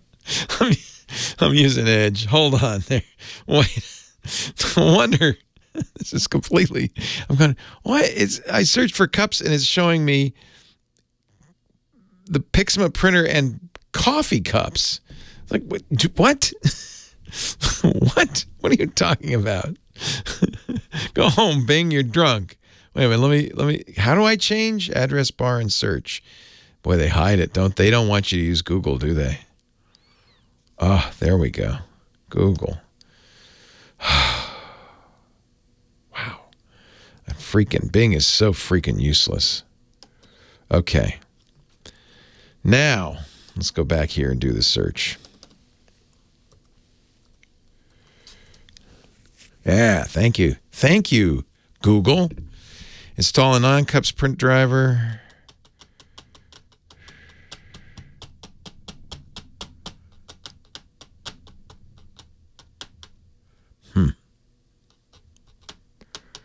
I don't see anywhere that cups supports it. should give you generic Canon support, though.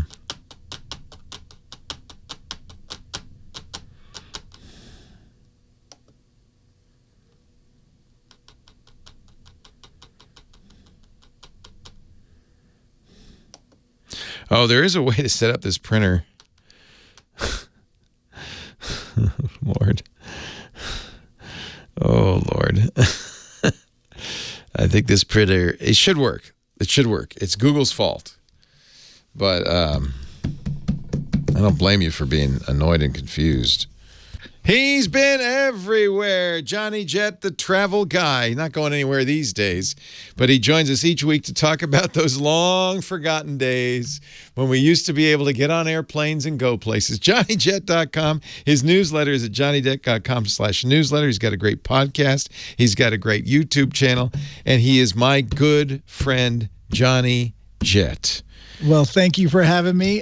This week I dropped my first podcast in like 2 months on YouTube and on my podcast channel, and it's about the cheapest countries to live in case your candidate didn't win, and in this case, Trump didn't win. You were getting ready to move, weren't you? No, my candidate was not Trump, but and anyway, I interviewed an expert who's written all kinds of books on living abroad and where the cheapest places to live and a better life for half the price. Portugal, right? That's one of them for sure. Yeah. But he lives in Mexico, and I love Mexico. And also places in Asia, Southeast Asia. You can live. There's places you can live like a king for $1,000. Yeah, I have a good friend, Winton Churchill, not Winston, Winton Churchill, who's an expert in this whole notion of living globally, working globally, and he lives down in San Miguel de Allende, which is that's where a lot of Americans live. Beautiful place, a lot of expats down there. I would want to be by the ocean. You said where were you going to put your dad? I forgot. I thought about Thailand. Thailand, that's right. But yeah. In Mexico, he was telling me in this podcast that, the closer you are to the water, the more expensive. And it's the same as here, too. Right. So if you're inland where he is, it's really cheap. Right. And if you're in these big hotspots like San Miguel, you don't have to learn Spanish. Most people speak English. Full of Americans, yeah. But if you're in these remote areas where, it is, there's not a lot of English speakers, that's when you have to learn Spanish. Learn Spanish. It's an easy language. It's fun. It's good. Yeah, you'll pick it up quickly. All South America, there's a lot of cheap places in there, but I love Southeast Asia. That's where I would go, and there's a lot of people who just take their Social Security checks and go to those places because healthcare is so much more affordable, and these places the healthcare is even better in some of these places. I have a good friend, Captain Sam. Hi, Captain Sam. She was in the Merchant Marine, captain for years. She just retired. She's been moving. She's been very, peripatetic. She's been moving all over the place. She's now in Mexico, and she just loves it. For a while, she lived in Ecuador because it was so inexpensive. She just loves it. But she's a world traveler anyway. You're captain of Merchant Marine. She probably didn't spend a lot of time ashore anyway. These people work on cruise ships. They travel more than anybody. And actually, speaking of cruise ships, they were hit with a couple big blows this week.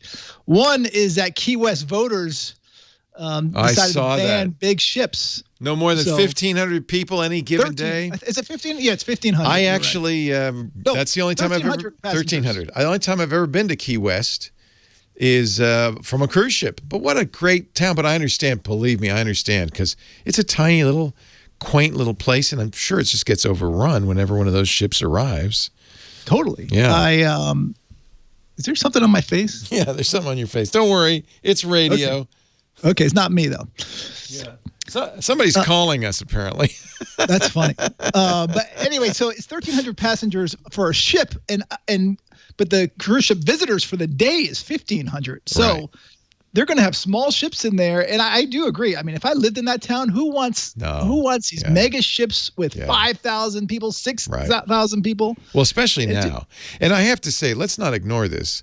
COVID is worse now than it has ever been, not just in the U.S., but many other places, but certainly here, with both deaths and cases reaching new highs. This is not the time to hop on a plane and go somewhere. It's not. 121,000 cases alone yesterday in the U.S. Can you believe that? But the UK's on lockdown. Italy's going on lockdown. France, I think, is on lockdown. Ireland's on lockdown. Germany's going to, I'm sure, because they're spiking. So we were worried that winter would bring a spike, and it has. It has. And actually, I was looking at the TSA numbers. So for this past week, they've actually gone down about 400,000 people. The previous week was 5.3 million people went through the security checkpoints, and this week, 5.7. So, when there's COVID all over the place, people are not going to travel. So I think that's one great thing that Joe Biden's going to do is he's going to try and get a grasp on it. And once they get it under control, we can start traveling again. And it's, I don't know if he's going to be, it's not going to be that easy. It's not just because we have a new president doesn't mean he can say, oh, good, without a doubt. Let's turn off the COVID spigot.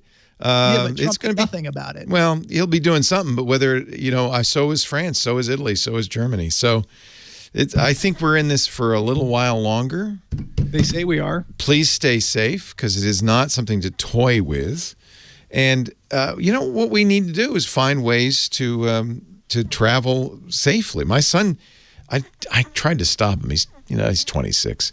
Kids think they're immortal. Right. He just flew to Vail to hang out with his friends, his college reunion. And he says, don't worry, Dad, I'll be safe. I said, okay, good luck. You're not coming to my house again for a while. Right. Well, I have plenty of friends that fly right now, and none of them gotten sick. They're just taking these precautions. I think if you're careful, I think it's probably okay, right? Wear a good mask, make sure everybody around you is wearing masks. That's the thing. It's a whole mask thing. Yeah. I mean, it's a shame that it's become politicized in the U.S. because I think it would have made a difference. Yeah, well, that could have made a difference. I don't know. I don't think President Biden's going to issue a national mask mandate. He can't. I think it's. But I think, but in the beginning, he would have encouraged it. And they would have never said, "Don't wear it." Woulda, coulda, shoulda. We're stuck with this, and it's too bad. I think are the cruise lines. Where do they stand right now? So that's another news with the cruises this week. Their thing expired on October 31st, so they were free to start sailing in the U.S., which I think Trump he would be much more friendly to the cruise lines. I'm sure the cruise executives were all voting for him. But the CLIA, which is their big association, they all have now said, you know what, we're not sailing until at least January for all the big cruise ships. So they actually took it upon themselves because there are all these different criteria that they have to meet. And although there are some ships that are sailing other places. I know one of my buddies just got on a ship yesterday in Barbados, Sea Dream. I saw that one cruise line is doing cruises to nowhere to test their COVID readiness. Yeah, they need passengers to test it out because they say the future is they're going to do short jaunts at first to see how it works out. Yeah. So 2 to 4 days because they don't want people to be stuck out there, and they're just going to keep testing. I think they need to do a lot of testing, and that's another thing that hopefully Biden will do is have more testing. Fast testing would make a big difference. Yep. Yeah. Widespread fast testing. Yep. Well, we can hope, and there are ways to travel. Still, you can go with your pod in a RV or something and go camping. That's safe. You can definitely find an Airbnb. If everyone takes the precautions, keeps the safe distance, washes their hands. Yeah, it can be better. Wear the mask. Yeah. They can do it. Yeah. And they will do it.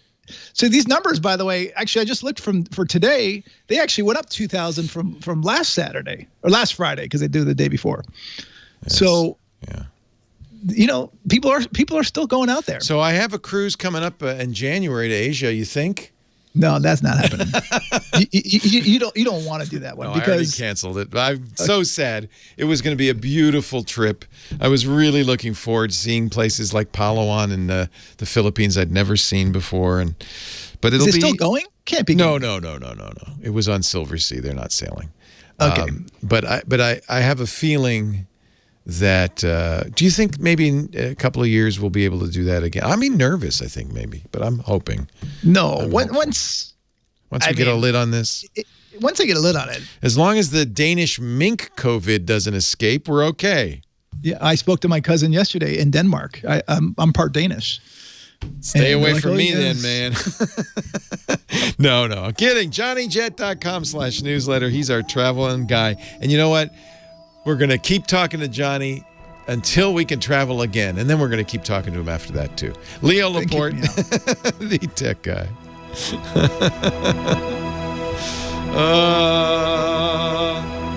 Man, I liked it when I had that clock back there where I could see the timer. Oh, I'll put the clock. I had an app for us, but I'll do it next week. I'll put the clock up. Okay, yeah, save it. I was going to say, what's the app? But no, save it. That's good. Yeah, that's good. Yeah. I don't see Biden getting in office and making. No, he's not a savior. He's not a savior. He's not a savior at all. But he's a bridge, and it's. Yeah, we got to make some progress, and I think maybe people are finally ready to say, okay, what we did has not worked. By then they should be, because it's going to be a nasty winter. It's going to be a nasty winter. It is going to be a nasty winter. Honestly, I mean, listen, when Trump won, I was upset, but I said, listen, I'm gonna do what I can. I'm American. It's country first. Yeah, of course. And I felt like he did not try. So, especially on the simple things. Yeah. Rapidtest.org is really going to be, I think, finally we're going to start taking a look at that because, as you know, the president really didn't like testing.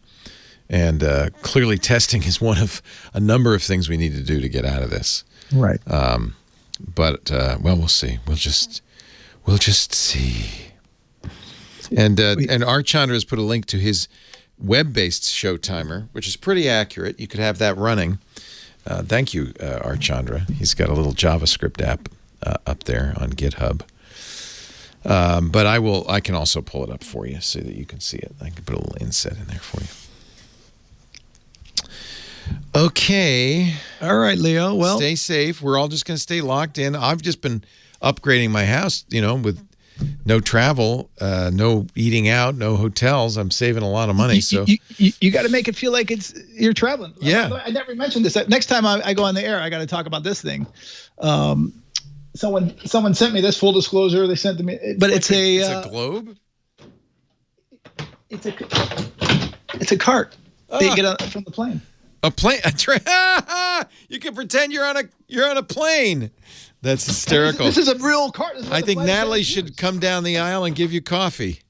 Yeah, and you can have it designed any way you want, but they saw my map back here and they sent it to me. Oh, that's really cool. You can buy them?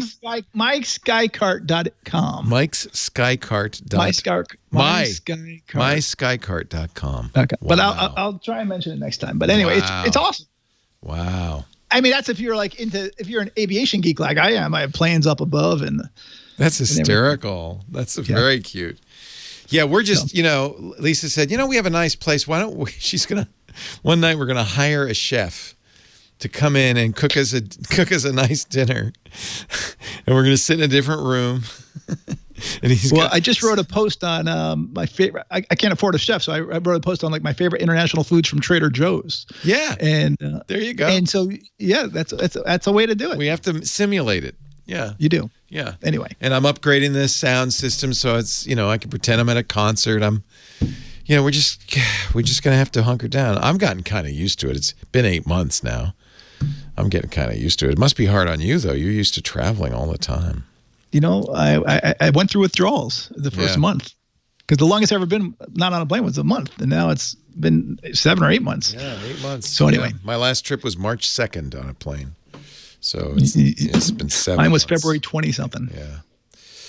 All right, Leo. Well, you have a great week. All right. Take care. Take care. Be safe. Bye-bye. You too. Leo Laporte, the tech guy. 8888 Ask Leo. Big Sur. The next version of Mac OS for release candidate is out. I think we're probably going to see Big Sur Tuesday or Wednesday when Apple announces. Tuesday, Apple's announcing its new, we think MacBooks, certainly the new computers, Macintosh computers running on their own chips, not Intel chips. Those require Big Sur. So when Apple announces those, I expect shortly thereafter, you'll be able to get the new operating system, which will run with your old Macs as well as your new Macs. It's going to be interesting. I'm very excited. I will. I've been saving my pennies. I haven't bought a computer. Wow, since before quarantine started, I think. So as soon as Apple told us in June that they were going to be moving to these new chips. So I guess it started. At that point, I said, okay, I'll wait. Not only no new Macs, no new Windows PCs. I want to save all my money so I can buy one of these, and I will let you know. Our hope is they'll announce it Tuesday. They'll say you can order it Friday, and it'll come a week later, just as they did with the iPhones. In fact, I finally ordered my iPhone because yesterday the iPhone Pro Max and the iPhone Mini went on sale. So I'll let you know how those cameras are and all of that stuff. 8888 Ask Leo, the phone number. Risa on the line from Riverside, California. Hello, Risa. Hello. Can you hear me okay? I hear you great. What's up? Oh, I'm wondering how I can get a hold of a amateur radio license. Oh, what a great hobby. You want to be a ham, eh? Yeah. You don't get a hold of them. You got to take a test for them. But the good news is, in fact, we had a ham on last week who's doing the testing online. So the first thing you're going to want to do a little studying. There's 3 levels of license. There's the technician license, which is fairly easy to get. There's a general license, which is a little more advanced. That's the one I have. And then if you're really into it, you get an advanced license. That I haven't taken that test. It's pretty hard. But the idea is with each advance, you get more capabilities, more things you can do. For a lot of people, the basic technician license is fine. It gives you access to handy talkies, to 2-meter band, which is kind of a local transmission. What do you want to do with your ham radio license? Well, I'm disabled in a wheelchair, and I can't really get out any place to visit with anybody. Yeah, this would be great. It's a whole social life for you.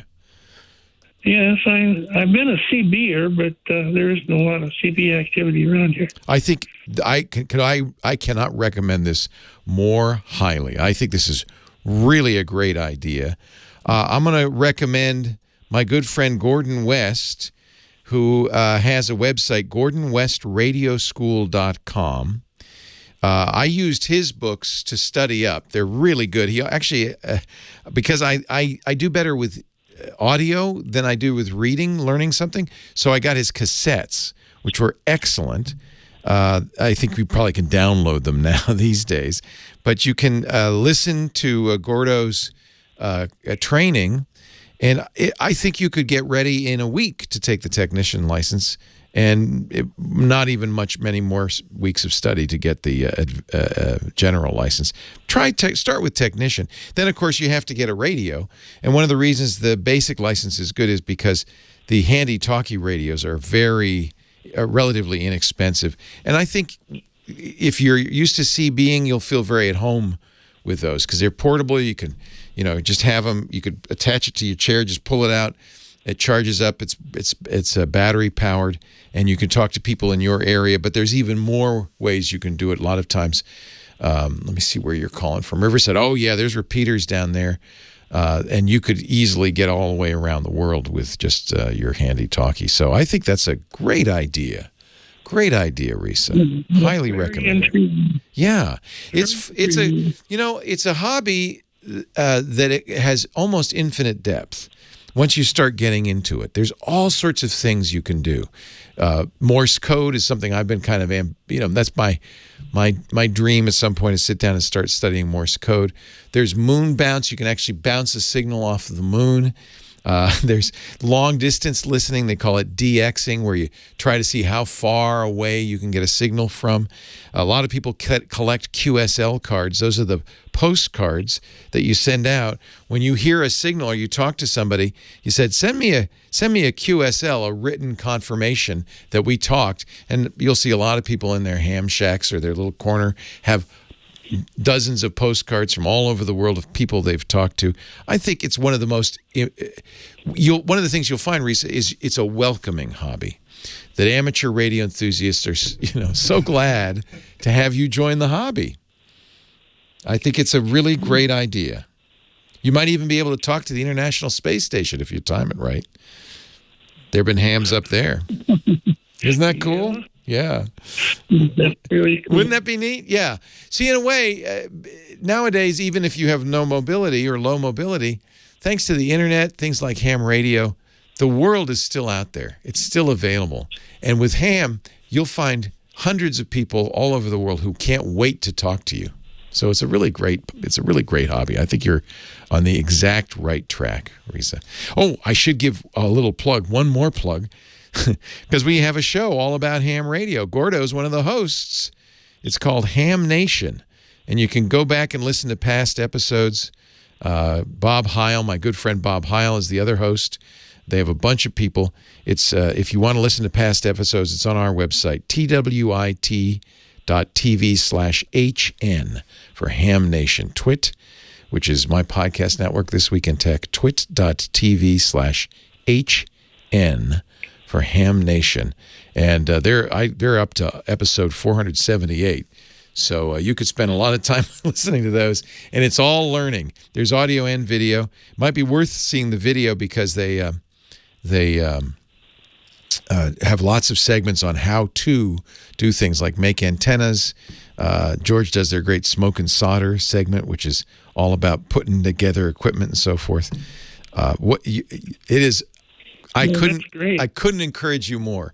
And I think every ham, there were a number of hams who listen to the show, every ham listening to the show will agree it is the most convivial, friendly bunch of people. You will find a home, Risa. If I might ask, what is your call sign? W6TWT. It's a vanity call sign. Remember, Twit's my network, so W6TWT, Whiskey 6 Tango Whiskey Tango. But I don't get on the air very often because I'm doing the radio all the time, and I don't want to talk when I get home. So, but I suspect when I retire, whenever that is, I'll miss talking, and I'll probably spend a little time on the airwaves transmitting. I have a lot of equipment, a lot of gear. I have to set up my ham shack. But when you get your license, it's easy to get. I think you could have it a week from now if you put your mind to it. Call back and tell the world so that they know to listen for you. Okay? GordonWestRadio.com. Gordon West Radio School. .com. But if you just Google Gordon West Radio School, you'll find it right away. He's a great guy. And the books and tools he offers there are very good. But I have to say, that show also has a lot of information. GordonWestRadioschool.com or twit.tv/HN. Risa, have fun. And then I'll tell you one of the things we say in ham radio. After we speak, we say 7-3, which means best regards. Okay, W6TWT, 7-3 to you, Risa. I'll see you on the airwaves. 88 right back. All right. Oh, you maybe spent a little time in you're a CB guy. Okay, I got it. 8888, ask Leo. That's the phone number. Breaker 19, we got us a convoy. That's all I know. I forgot about the CB stuff.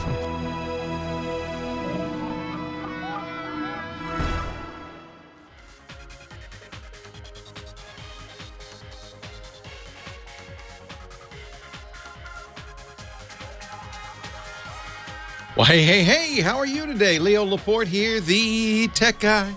Time to talk computers, the internet, home theater, digital photography, smartphones, smart watches, all that jazz. 8888. Ask Leo how to become a ham radio operator. 173 is nice. That means best regards, used widely by ham operators. You want to be a little careful. Don't say 88 because that means hug and kisses. Only another ham you really like should just say 88. 73 is good. 88 I think is good too, but you use it judiciously. Jimmy on the line from Pittsburgh, PA. Hello, Jimmy. Hey, Leo, how you doing? From Allegheny County, as we've all learned over the last 5 days. How are things going? It's a mess over here, I'll tell you. I bet it is. But been listening to you since 1998 on the screensaver, and you saved my butt many times. Oh, thank you. I appreciate it. I just had a quick question about, I want to take an older laptop. I bought 2 new laptops, and they're working great, but my 2 older ones, I want to give them to my grandson. I want to take the old spinning drives out and put solid state in there. Nice. My question is, how do I reinstall Windows on them, and what would be the best way? Yeah, so you could, in my opinion, you don't want to give him the drive as it is. You might be tempted. Sometimes people are say, well, he'll have all my programs, and he'll be ready to go. But I think it's the best thing to do is not. Just give him a clean install of Windows.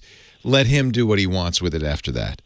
So, in fact, depending on how technical he is, maybe just give him the laptop with an empty drive. Say, you figure it out. It might be a good exercise for a grandkid. Are they running Windows 10, these old laptops? Well, they upgraded from one was 7, one was 8. But they're running 10 now. But they're running 10 now. Beautiful. Then this is an easy thing to do because Microsoft, remember in the old days, Windows, you had to have a serial number and you had to authorize it and all this stuff. You don't have to do that anymore. Right. Once a machine's running Windows 10, Microsoft calls it an entitlement. You can forever after, you never need a serial number, you can install Windows 10 on it. And even taking out the old hard drive and putting in a new one won't affect that. So if you changed a lot of components, it might, but not the drive by itself. So all you need to do is get the Windows Media Creation tool and put it on a USB key. You need a 16 gig USB key. And you'll download it from Microsoft. Get it from Microsoft, by the way. Don't get it from anybody else. Always a risk, because somebody could put bad stuff in there. But you get it from Microsoft, you're safe. It's called just Google Windows Media Creation Tool. It'll say, do you want the 64-bit or the 32-bit version? You want the 64-bit version. It'll say, okay, and it's going to give you the latest, which is 2004. Actually, it might give you 20H2 now. It probably will give you 20H2 now, the latest version of Windows. You put that on a USB key. They have instructions for how to do that. Now that's a Windows installer. In fact, that's a really good thing to have just in general. It's pretty easy. Most laptops, some laptops have actually a port, so you can open it up, put a new drive in. Most of the time, you just unscrew the back. It'll be very obvious where to put the drive in. I would suggest Googling the specific model and replace hard drive just so that you understand what's involved. Our friends at iFixit usually have videos on how to do that, but YouTube will also have videos. And it's a good idea to watch that video before you attempt this, just to make sure you're comfortable with what's required. Some laptops, for instance, Apple's laptops, and many modern Windows laptops like Lenovo's ThinkPads, they solder everything in. You can't easily replace it. Dell, I just put a new 2 terabyte drive in my 2020 Dell XPS. It was easy. So, okay. Well, these are both Dell, so about anywhere from 8 to 11 years old. It should be easy peasy. Okay, great. As they say. Hey, 73. Good to talk to you. Maybe 88, too. We've known each other for a long time, Jimmy. I think it's time. Have a great day. I appreciate it. Stay safe. 8888 Ask Leo. Little did I think of that, but that's what the 88 in 8888 Ask Leo means. Hugs and kisses. Bill in Denver, Colorado's next. Hi, Bill. Hey, how's it going? Finally, I got you when you're on the air. Yay, Bill. What, you've been calling in the middle of the week or something? No, just a time difference. I'm in Colorado. So yeah. 2 to 5 p.m. Eastern time on Saturday and Sundays when we do it live. So even if you don't, many stations don't broadcast it live. So if you want to call in, you need to call in when I'm here. Well, during the epidemic, I've heard you all over the place. Oh, good. I think that's good, right? Yeah. What woods are you guys going to go? They're all getting burnt down. Oh, I know. And you too, right? You had wildfires in Colorado. Oh, it's crazy. Yeah. Well, I'm glad it's kind of ended, right? I hope it's all right now. Hopefully for now. I just need to shut down the mountains. Oh, man. My son's in Vail right now. I guess it's ski time already. So they say. Wow. Anyway, hey, I got a couple of questions here. Yes, sir. What the heck? That's always good to start with. What the heck? Well, I would use other words. But anyway, as far as digital photo storage, I mean, I've got thousands of pictures burnt to CD. You want to get them online as quick as you can. Is that the deal right now? Yeah, that's the deal. And I'll tell you a couple of reasons. First of all, we think of CDs and DVDs as indestructible forever. No, not true. I get the arcade, the archival, yeah. Yeah. But even then, they can, especially in humid conditions, they can kind of oxidize, rust away. Hey, I'm almost 70 years old. I got photos from when I was a kid. Oh, yeah, me too. You want to save those. Right. So as long as they're digital, that's great. And I wouldn't get rid of the CDs, but I think one copy of something is not enough anyway. You need multiple copies, and one should be in the cloud because you just said it, wildfires, you don't want to lose everything in a fire. So the good news is there's lots of places you can store infinite numbers of photos for free. Okay. So I'll give you 3. Google Photos is one, and it doesn't matter if it's on a laptop, a desktop, a phone. Google has apps that will, but you got to have the photos on a hard drive, but they will copy all those photos up to the cloud and store them infinitely long for free. There's another reason. See, I mean, if you'd called me 12 years ago and said, I got them all on zip disks, right. I'd say, yeah, it's great. You're going to have them forever until there's no more zip disks. I don't know how long it's going to be before you won't be able to get a CD reader, but that time will come. But if it's online, it'll always be there. It'll always be available. The medium doesn't matter. So Google's one. I wouldn't pick just one, by the way. I'd use a couple of them. If you have an Amazon Prime account, Amazon's even better, but they let you store the originals and unmodified originals unlimited if you have an Amazon Prime account. Yeah, I do. They do? Yeah. I know that. Yeah, Amazon Photos. Now, the negative there is you got to keep your Prime account. That's why they do it, right? You can never cancel. Oh, it's all right. I've got Amazon stock. Yeah, no, I'm going to keep my Prime for a while. Amazon has made me a lot of money. Oh, I bet it has. You and Jeff Bezos, like that, yeah. $2,000 turned into $50. Amazing. Isn't that amazing? In about 5 years. But now you think, I don't want to sell it. Who knows where it's going? Soon, though, because I'm almost 70 years old. I can't even spend the money they send me. Good job preparing for your retirement. That's all I can say. Good job, Bill. I got a pension and Social Security. So. I'll give you one other place you can store them, and this is good if you have family members who might want prints. It always bugged me. I love that picture. Can you send me a print? So what I started doing is uploading everything to, there are many of them, photo printing services. A good one is Shutterfly. And you can store an infinite number on Shutterfly forever as well, because they figure, oh, you're gonna print those someday. We're gonna make some money. And then the nice thing about having them up there is you can say to people, hey, look at my photos. You can share them. If you want to print, Shutterfly will print it for you, or make a mug or a calendar or a mouse pad out of it. Do people still use mouse pads? I don't know. And then, now my next question. Yeah. I'm not super crazy with, I got Windows 10. I got a new computer. I'm not crazy about Windows 10 Photo. It's, it's terrible. I agree with you 100%. Windows 8, you put the memory card in. Yeah. It popped up. I know. View, print. This one, you got to download it, figure out where it went. I think Microsoft figured there's enough third-party companies doing this that we don't need to anymore. Yeah, I guess. I'm trying to think what I would recommend if you... It kind of depends what you want to do. If you want to do any editing, something like Photoshop Elements under $100, probably be a good choice. If all you want to do is organize them, it's too bad. Google used to have a great free program called Picasa that was the best tool for organizing, but like everything else Google does, they got bored, they tired of it, and they said, never mind. Well, I got Picasa on my computer. I downloaded it. Yeah, keep it, because there's... No more, huh? Yeah, it's no more. But that, that's a good program for organizing. There's a lot of others that kind of do that. ACDC, ASEE, how do you pronounce it? How do you spell it? It's a photo organizing program that I think is quite good.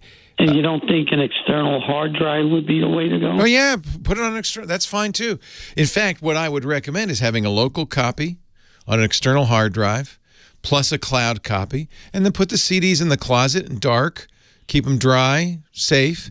Now you got 3 copies, 1 in the cloud. That's how backup should be. In fact, there's even a rule called the 3-2-1 backup rule. 3 copies of anything you really care about, 2 different kinds of media. Don't just rely on CDs or hard drives, but both. And then the 3-2-1 is 1 copy in the cloud.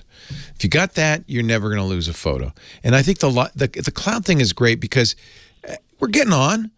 We hope that our kids will want to see these pictures, our grandkids, we want future generations. Storing it in the cloud is the best way to guarantee that. Okay, you're going to give me odds that the cloud will be there forever? Yeah, the cloud will be there forever. I can promise you. Longer than zip disks. Yeah, well, I know. I'm just like, it's just crazy. No, the cloud. See, here's the thing about the cloud. I mean, I can't promise you any given cloud. Will Amazon be here forever? Google, I think they'll be here longer than us. Sure. But I can't. But nothing's forever. But the beauty is when it's on the cloud, it's easy to move it around. Okay, I'll have to give it a try.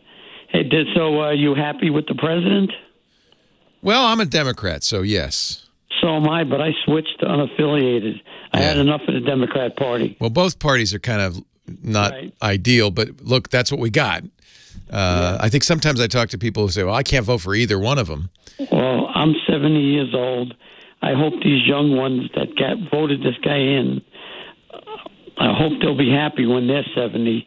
I hope so, too. And knock on wood, you and I may not be here to see we got problems. The final result, but we do have problems, and we need to fix them. I agree 100% with you.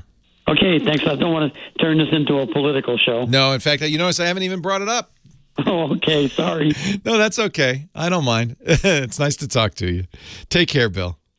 I appreciate it. And yeah, we don't, that's the reality of the world around us. It's going on. But sometimes I feel like this show could be a respite. We can just get together and talk about something non-controversial, like whether Google's a monopoly and should be put out. Oh, no, wait, that's the wrong one. I don't know. How you should replace your hard drives with SSDs. That's safe, right? 8888, ask Leo. There's no non-controversial subjects anymore. Give us a ring. We'll talk high-tech, you and me.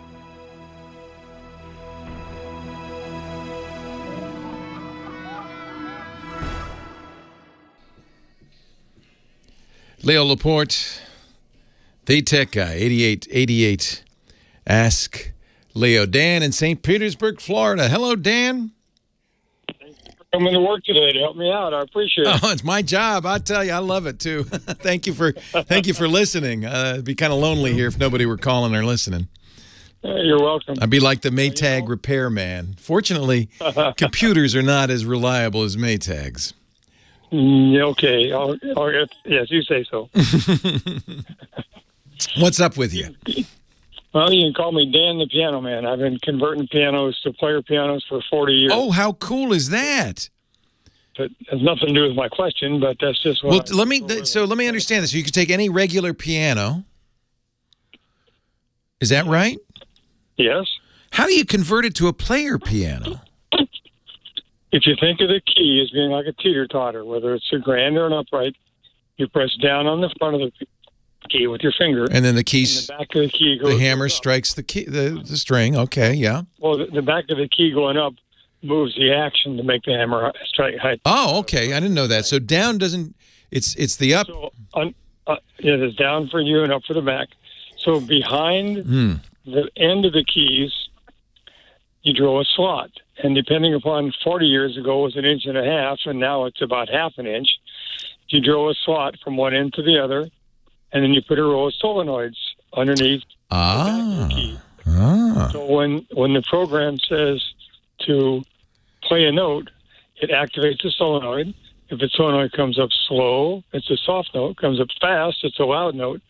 So you got 88 keys, and the front of the key going down is just a bonus. It's the back of the key going up that makes the hammer hit the string. Very cool. And I'm sure you don't use paper rolls anymore. Well, they've taken paper rolls and converted them to newer formats. 40 years ago, it was cassette tapes. It was called a quarter, like in tape recorder. Now I'm sure it's all digital, right? That was Marantz. Well, it went from that to floppy disks, to CDs, to DVDs. Now it's all online, and you can even have a daily piano program that your piano plays, and not only do the keys move and the pedals work, but out of speakers you get the singer, the choir, the orchestra. Oh, that's cool. That's really cool. Let me get your question, though, because I'm going to run out of time. I don't want to, as interested as I am in this, what can I do for you? Okay. I've got many power supplies. Some are 5 volt, 0.75 amp, might be 5.1 volt, 2 amp. I mean, you never know what it's going to be. And my question is there any sort of chart that says you can go up in wattage or up in amperage before you are doing something you don't want to do? How long before you melt the power supply? Yeah. Well, that's a really interesting question. I don't know, but I tell you what, we got a pretty smart audience here. That's kind of I'm a digital guy. That's kind of an analog question, but we got a very smart audience. I will ask them, and I'll get back to you. Leo Laporte, the tech guy. So, you want to draw more or you want to push more? You want to draw more, right? I don't know. Like I've got a toy that calls for 6 volt, 3 amps, but I can find a 5 volt, 3 amp. Ah, I see what you're saying. 6 volt, 2 amp.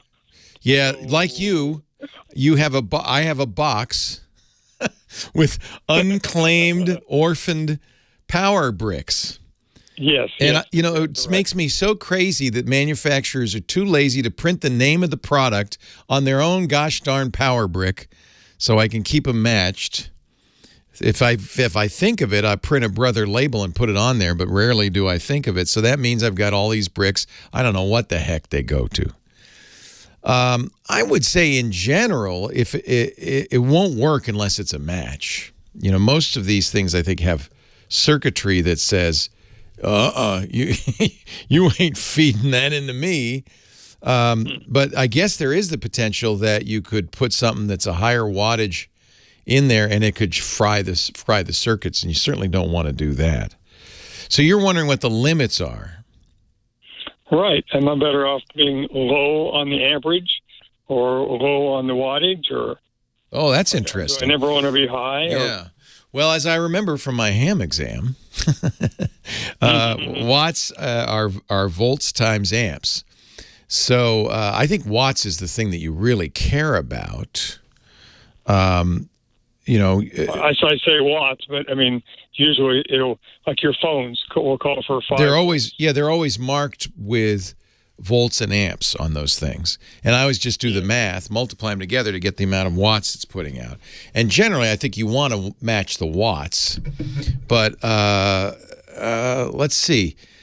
So I could go instead of high. I could go to 10.5. Yeah, as long as the watts match. Yeah.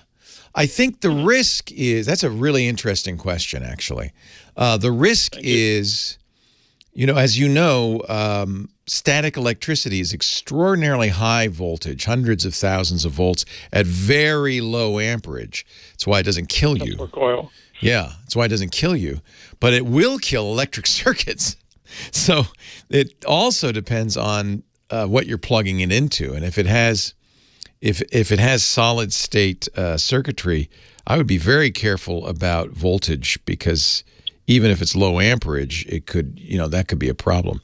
Our chat room, of course, is come to the rescue, and Scooter X, we'll put a number of links in our show notes, but there's a website called solidsignal.com. And it says, can you use a power brick that you just have lying around? Right? That's your question, isn't it? Exactly. Yeah. And it talks about voltage, amperage, polarity, which is another issue. And you know that when you look at the thing you're plugging into, it'll have the circle and the minus or the plus. So you want to make sure the polarity is right.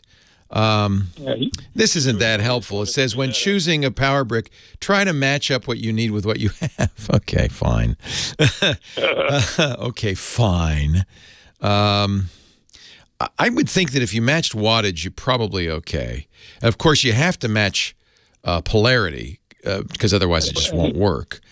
And the plug size. I've got one of these units. And the size. Supplies. Yeah, I have. I used to have all those different tips. Yeah. That's a really interesting question. I would say you need to have sufficient amps, obviously, to run the device, but you really don't want to pump too many volts in there because, especially electronics, very sensitive to high voltage. So you don't want to go up on either one. Ideally, you'd match. Yeah. Yeah. Good question. But you know what? We're going to get a better answer from our audience. I have a feeling. That's a really interesting question. Playing some patriotic music today. Living in America. Leo Laporte, the tech guy. Lady Laura, our musical director, I think is going for the patriotic songs today. So Dan in St. Petersburg had such a good question, and I was running out of time because I was so interested in the piano, converting pianos to player pianos. But he had a good question, and it's probably a question we've all asked because it comes from this thing that's always driven me crazy. If you have spent any time using electronics, you have somewhere, I do, a drawer or a box, in my case, full of power supplies, orphaned power supplies. You know, the things you plug into the wall, they often have a brick, and then they plug into the back of a device. They got a silver tip on one end, plug into the back of the device. I've got dozens of them in a box, and the one thing that has always made me angry is most electronics companies, manufacturers, will put a brick in the box when you buy a computer or anything, but they don't put the name of the device it goes with on the brick. It's just got some generic Chinese name on it because they're mostly made in China. It does give you information about what it does, but it doesn't say what it goes to. So that's why we all have these orphan bricks.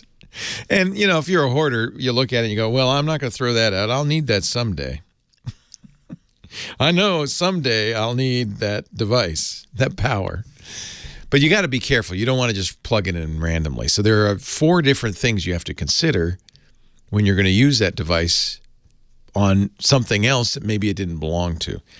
The first one is the tip has to fit.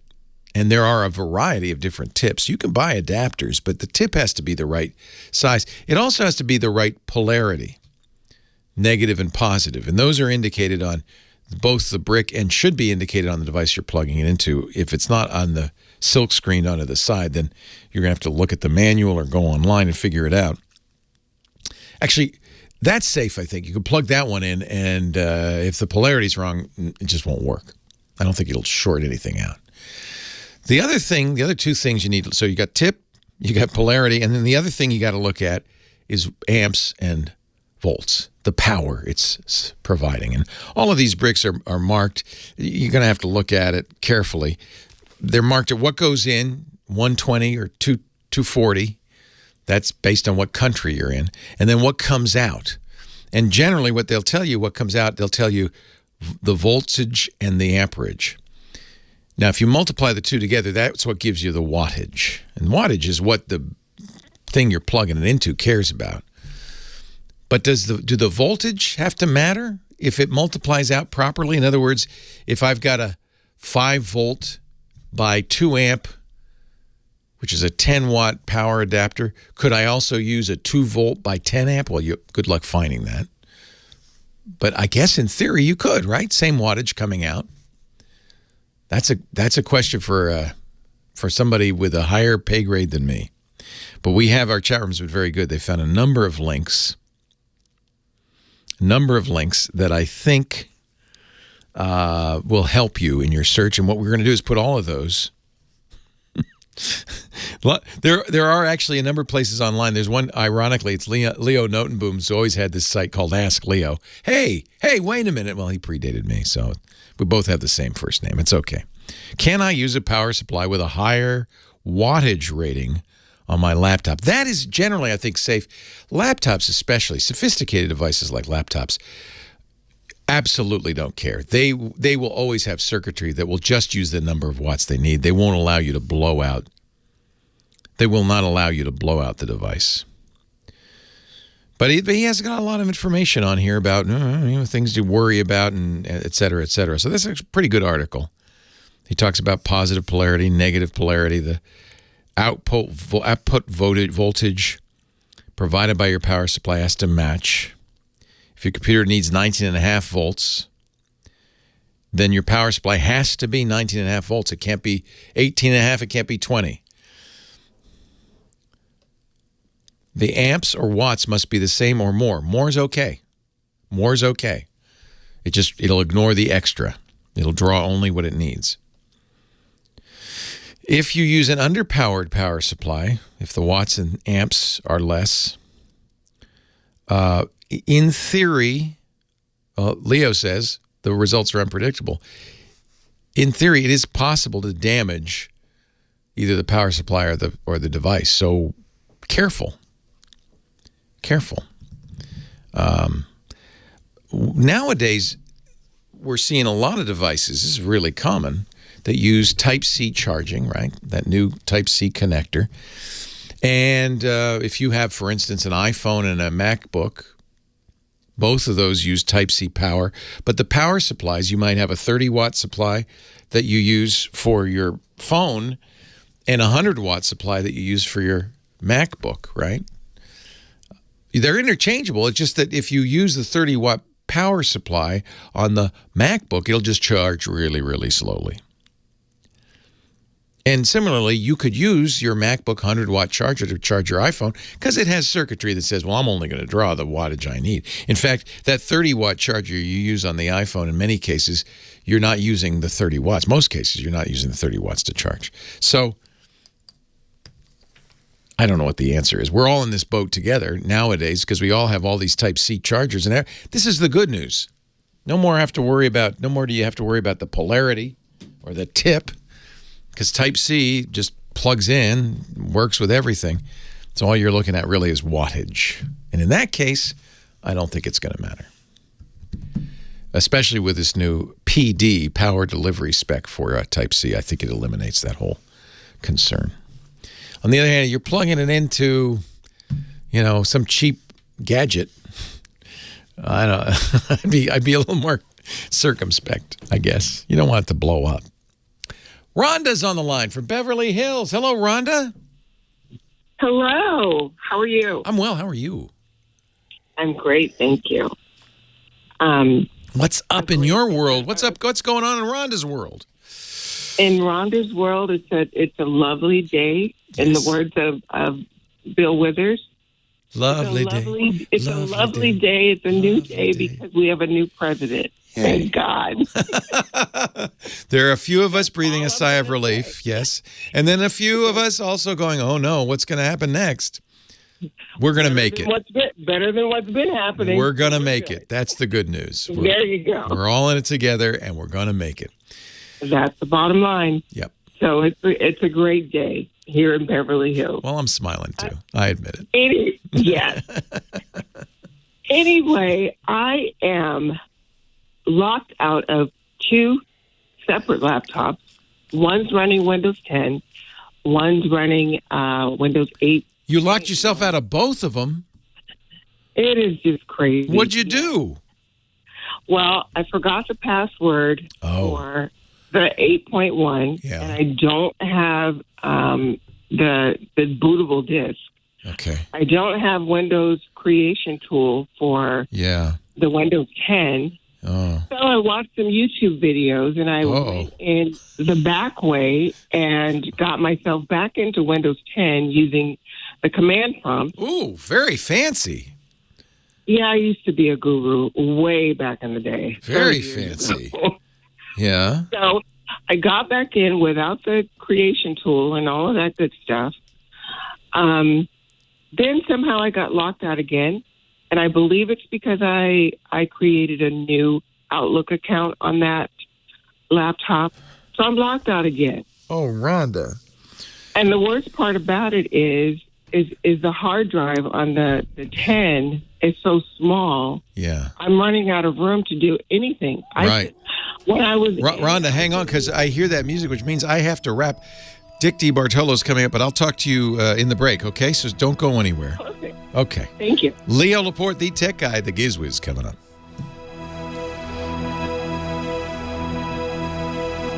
Wow. Is there anything on either computer that you need? Yeah, there's a ton of legal documents on the 8.1 that Yikes. I really, really kind of need. Mm-hmm. I do have a backup hard drive on the Windows 10, so I could get away without saving anything on there because I basically have backed up everything. So that one on 10, I could, do like a complete reset. Didn't want to because I wasn't sure what happens to my saved passwords that are in there. There are a lot of passwords that I cannot remember. Oh, but they're in the browser. They're in the browser? So you really, they're in, well, I presume that you've been saving them somewhere. You just don't know where. Well, they're saved to the computer. Yeah, in Windows 10, wherever it is. And that's in the browser. Yeah, that's in the browser. I gone to the passwords page before, but I couldn't remember how I got there. Yeah, that's in the browser. Well, if you turned on browser syncing, which was available, but maybe you didn't turn it on, those will be saved. But if you haven't turned it on, oh, you got a mess. I do. I got to figure out because you don't want to do what you were thinking of doing, which is reinstall Windows, because you'll lose stuff like those browser passwords. That's what I was afraid of. Yeah, that's the only thing I'm afraid of. Yeah, those are attached to the account. Right.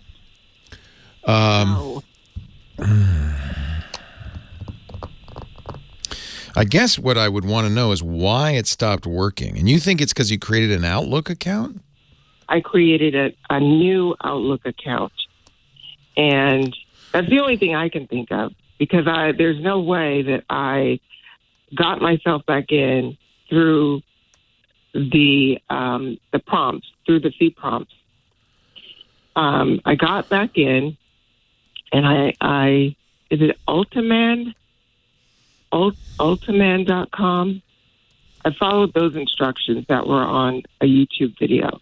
Oh, okay. And I saw this process about 5 different times, which was the only reason I tried. Well, and it worked, but it only worked for a little bit, right? Then you couldn't get in again? Then I couldn't get in again. But then I was like, maybe it's because I created this new Outlook account for something totally different. Well, your Outlook account, so with Windows, you generally, but you don't have to, you generally use your Microsoft account to log in. If you created a new Microsoft account, it'll still be the old Microsoft account that logs you in unless you changed it. Okay, that's what I was thinking. Yeah, you know what, at this point, and I only have a minute, I'm afraid I'm not going to be much help for you, Rhonda, because I don't know exactly what happened. Okay, so getting into the Windows 8.1 without the disk. Would I just do this? So you forgot the password on both of them. I forgot the password on that one. Oh, what a nightmare! Laptop in a year. And yeah, of course you forgot it. Yeah. But then I had anesthesia, and I really can't remember a lot of things. Oh no! It's really weird. Yeah, no, I've heard that can be a side effect of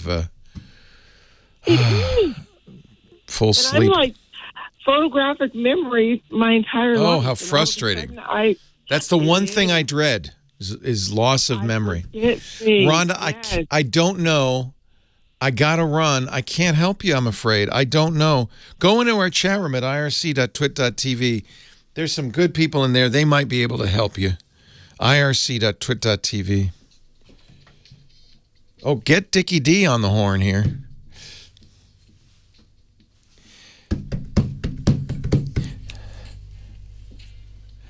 Leo Laporte, the tech guy. I think I hear some disco music. You know what that means? It's time for Disco Dick, Leo Laporte. Everybody, clap your hands. Dick DeBartolo, Mad Magazine's maddest writer, and the Gizwiz. I was very disappointed. Oh no, your audio's a mess. Unplug and replug your microphone. Okay, Yeah. I'll tell you why I was disappointed. There's a TV show on the air with, I think it's Tom Selleck. What's it called? Blue Bloods? Yeah, Blue Bloods. Blue Bloods. And they're celebrating 10 years anniversary, and they'd never had a Mad Magazine parody. So the producer of the show, realizing that there was if you don't have one now, you're never going to have a Mad Magazine parody. I read about this on gamesradar.com. The producer of the show went to LinkedIn and he wrote to Sam Viviano, yes, Mad's art director, and said, "Can you help?"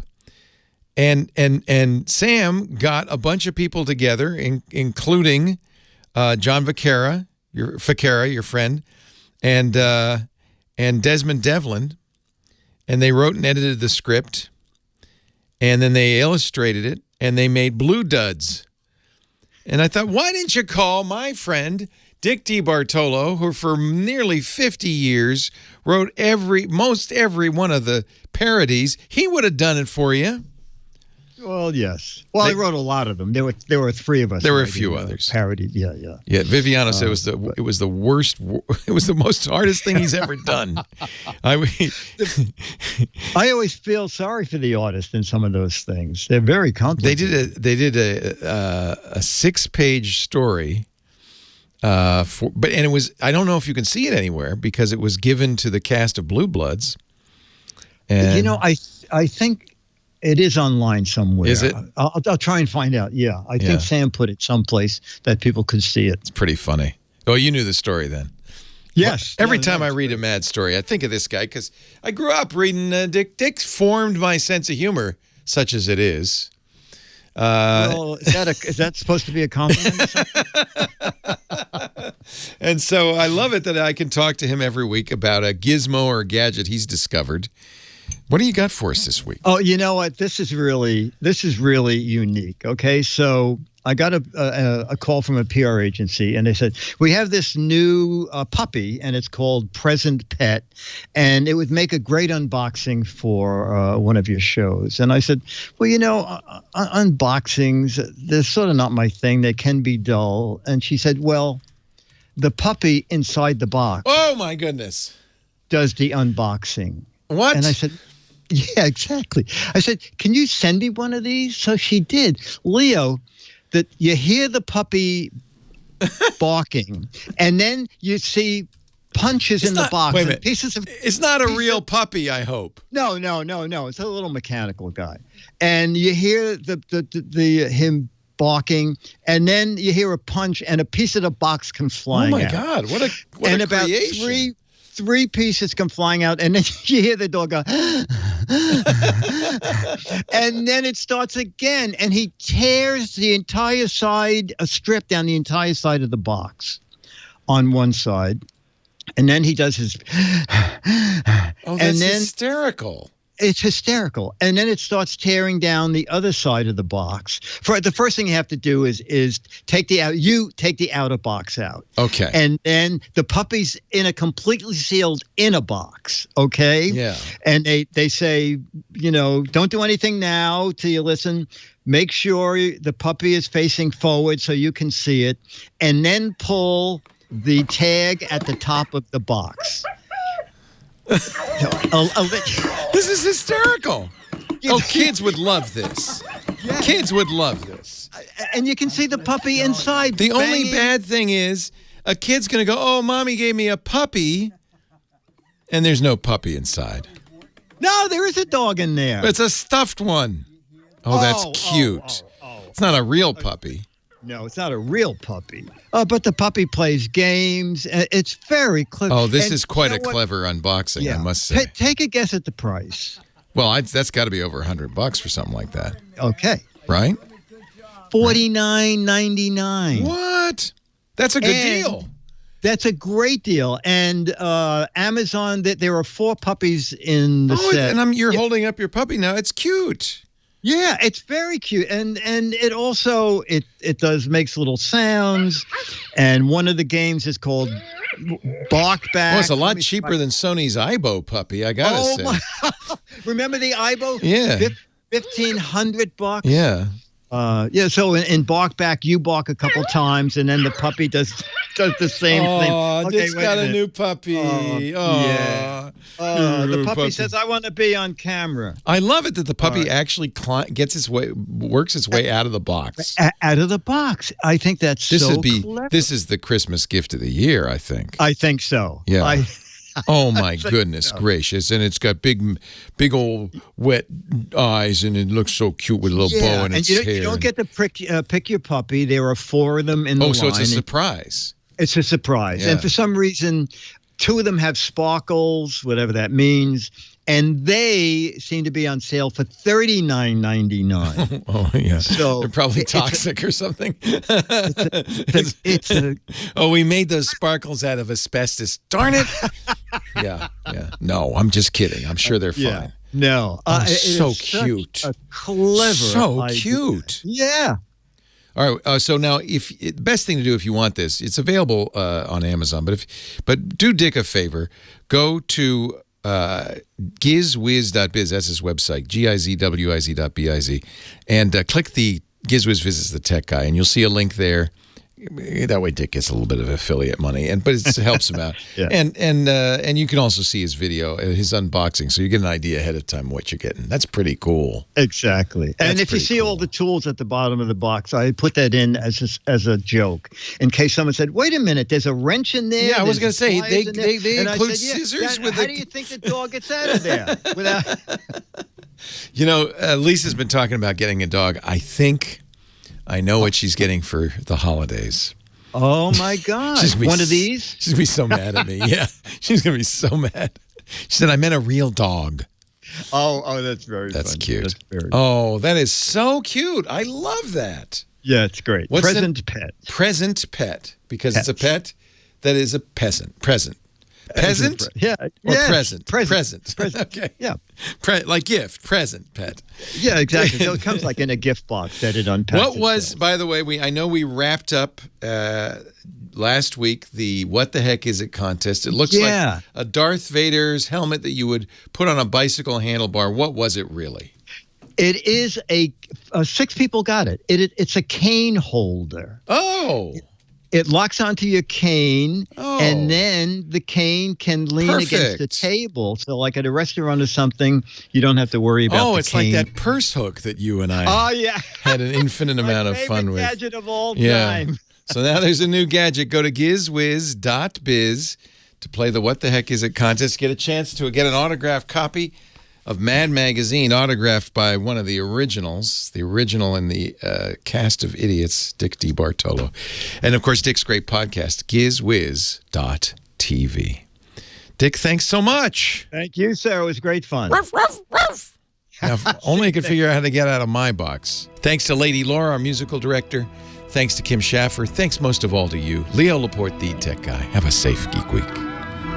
Well, that's it for the Tech Guy Show for today. Thank you so much for being here. And don't forget, TWiT, TWiT. It stands for This Week in Tech, and you'll find it at twit.tv, including the podcasts for this show. We talk about Windows on Windows Weekly, Macintosh on MacBreak Weekly, iPads, iPhones, Apple Watches on iOS Today, security on Security Now. I mean, I can go on and on and on. And, of course, the big show every Sunday afternoon, This Week in Tech. You'll find it all at twit.tv. And I'll be back next week with another great Tech Guys show. Thanks for joining me. We'll see you next time.